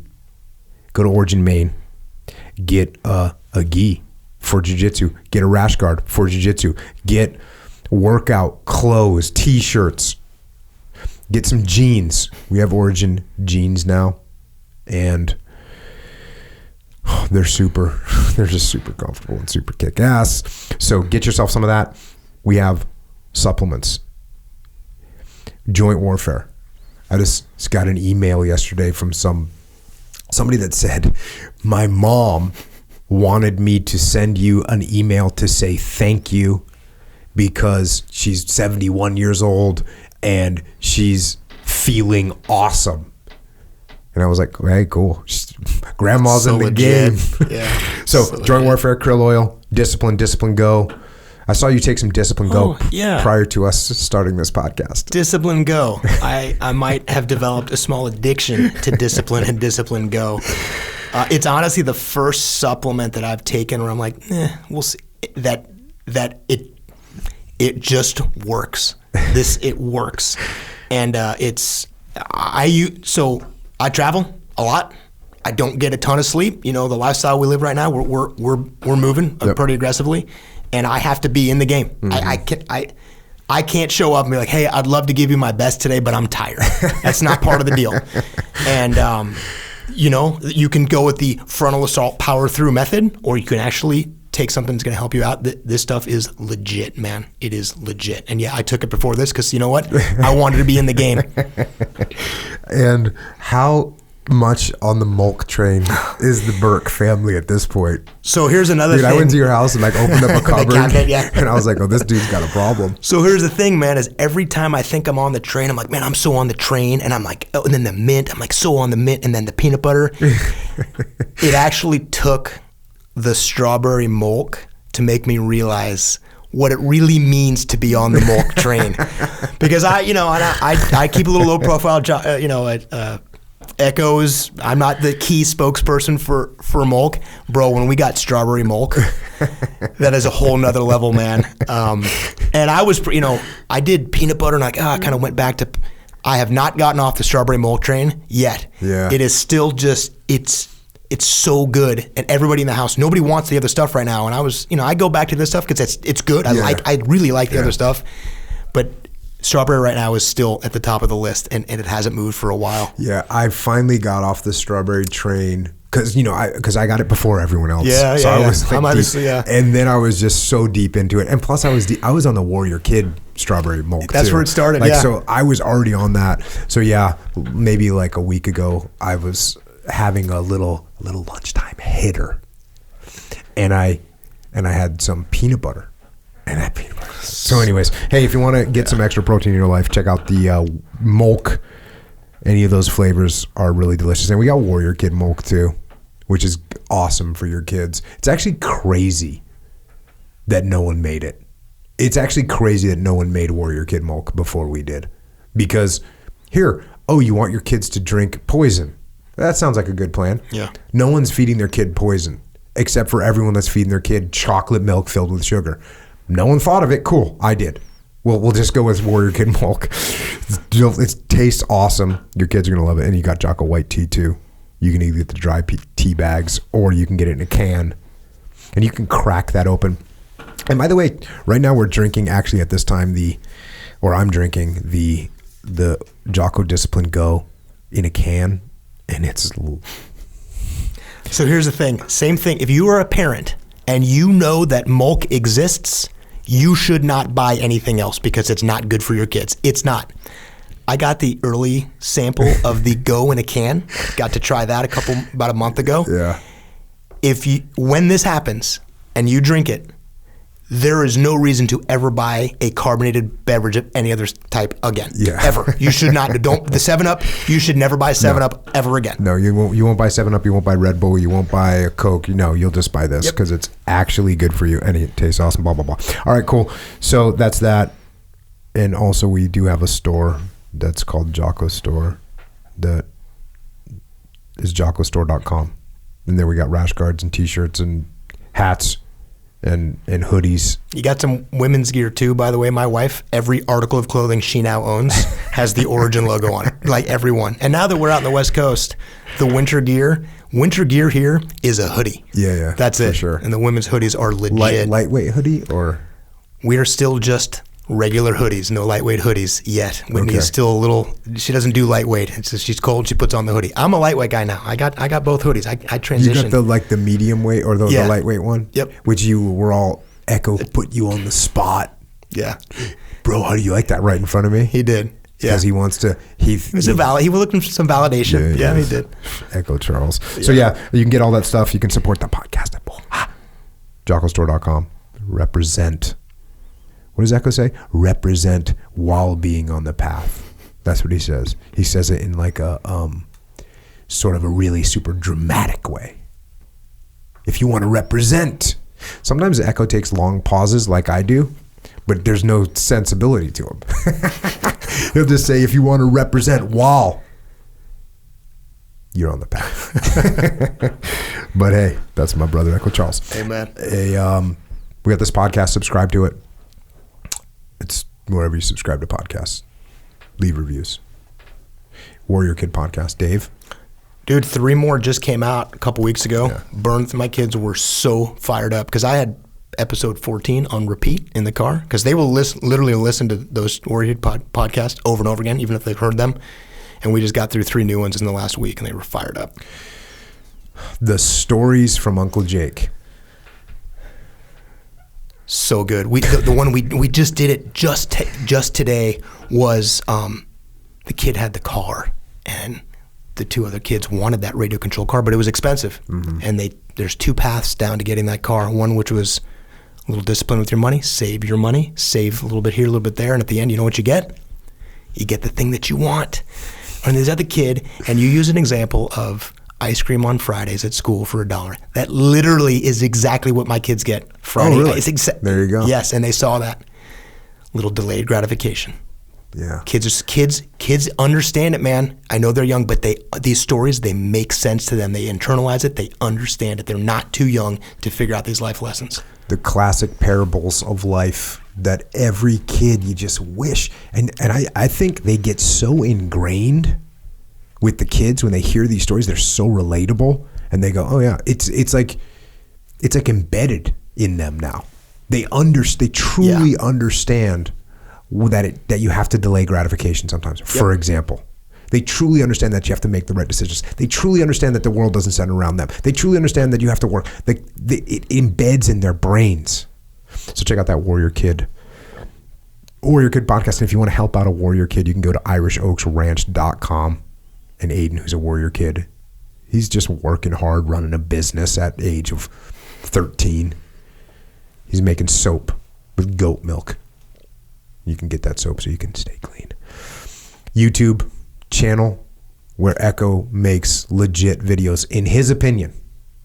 Other people have that opinion as well. I do.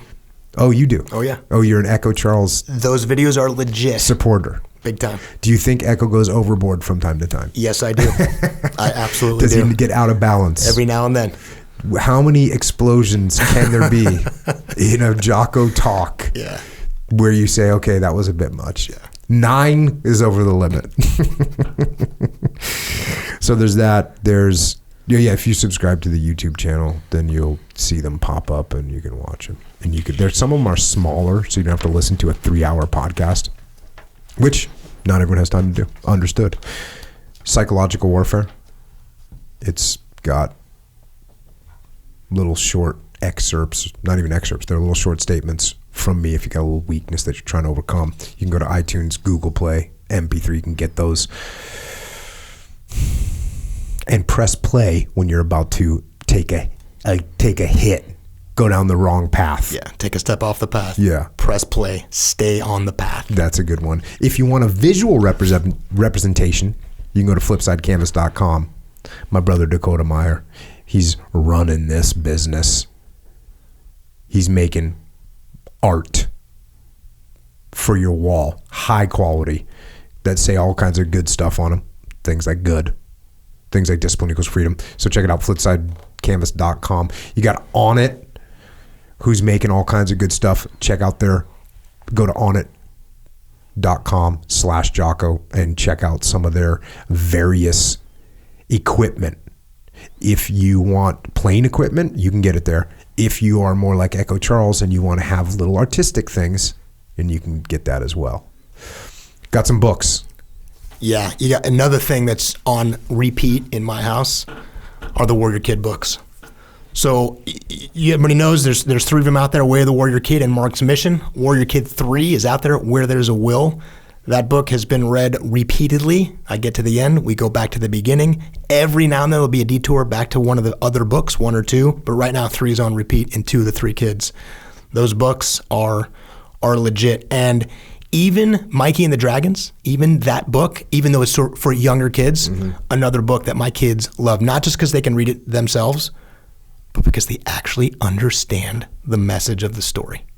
It's so legit. Those books are awesome, man. Those books are a must, not just for the kids, but for the parents reading them, man. We got the Discipline Equals Freedom Field Manual.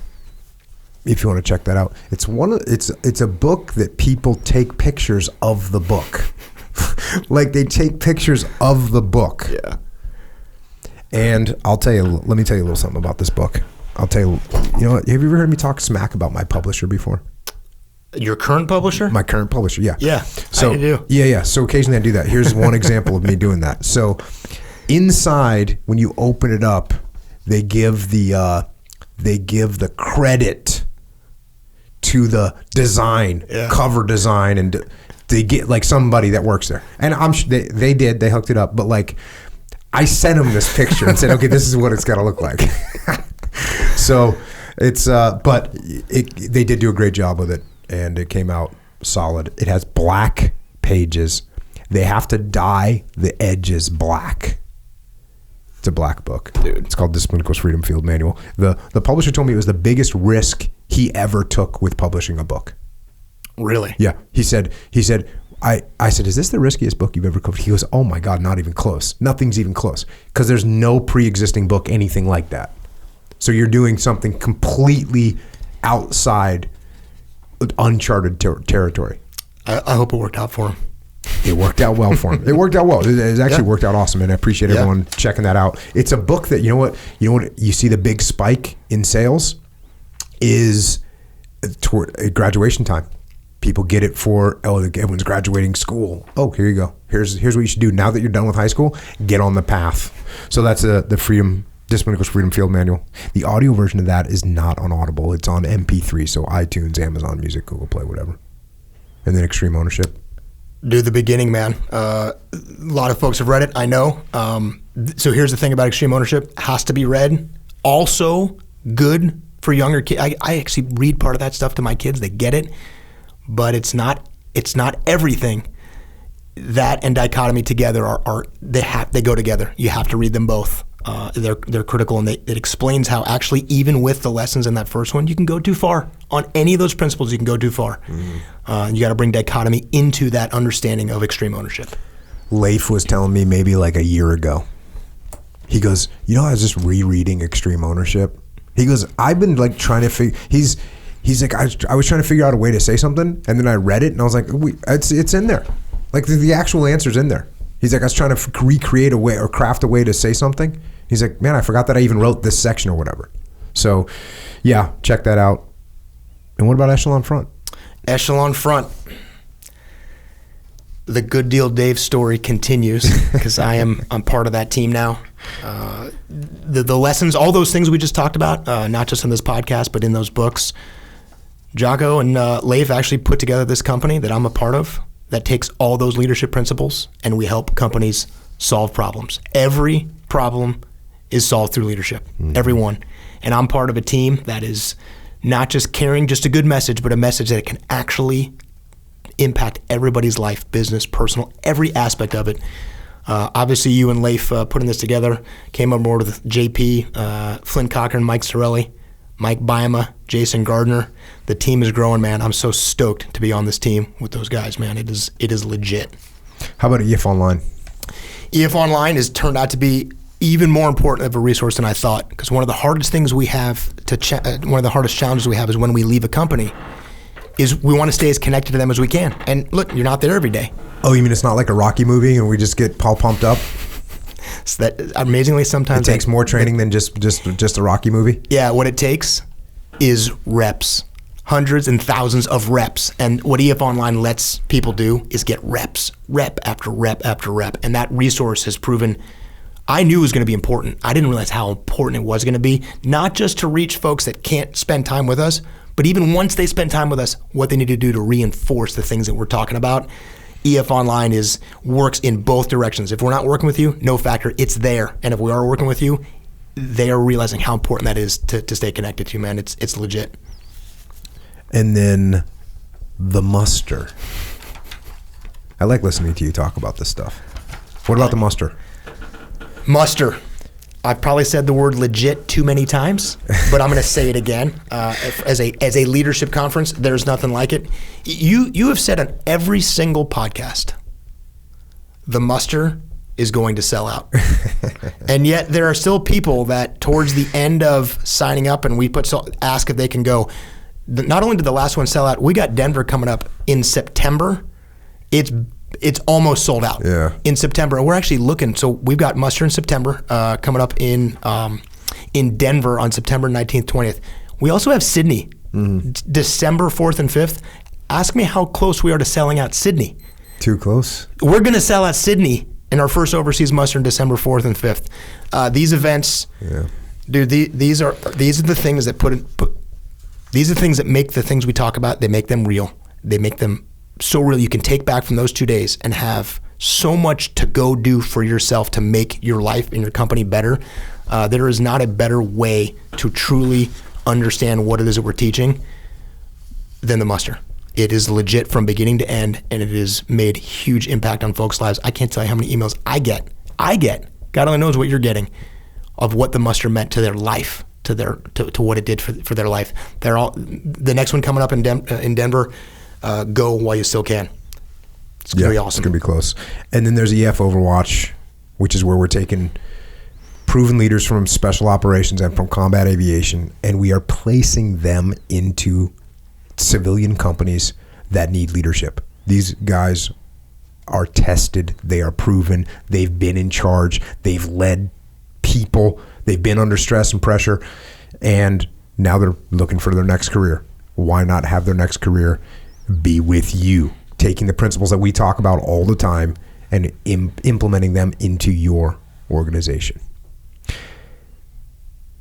EFOverwatch.com if you want to get involved with that. And if you want to discuss any of these topics further, you can actually find us on the interwebs, on Twitter, on Instagram, and on Dein Fazenbuchen. Dave is at David R. Berke, Berke, and I am at Jocko Willink. Dave, any closing thoughts? My closing thoughts is that I'm so stoked that I'm here right now, out here on the West Coast, and get to be a part of this, man. Thank you. Check. And to all you folks out there in uniform that are executing the tactics that we've been talking about today in order to keep our country free, thank you. And to our police and law enforcement and firefighters and paramedics and EMTs and dispatchers and correctional officers and Border Patrol and Secret Service and all first responders. You know, I've heard a statement that when you hear an ambulance or you hear a fire, it's a reminder to you that, you know, someone's having a worse day than you. And that's certainly true, but let me take it one step further, because I actually don't think that. When I hear that siren, I think about the people that are responding, those firefighters, those paramedics, those police, and they're going to put themselves into harm's way. That's what I think about when I hear those sirens. So for those of you that do those jobs for a living, thank you for keeping our homeland safe. And to everyone else out there, you got to remember we're at war, and you were at war, and maybe not a war in the classic sense of the word, that you're out there with a weapon and you're fighting against a uniformed enemy. But make no mistake, life, and I know this might sound harsh, but life is war. It's a war against time. It's a war against weakness. It's a war against ego. It's a war against the most base part of you as a human being. So as the Marine Corps doctrine says, actively and aggressively seek it out, and when the opportunity arrives, level every ounce of power you can muster, pushing beyond the limits of exhaustion to achieve total victory. And until next time, this is Jocko and Dave, out.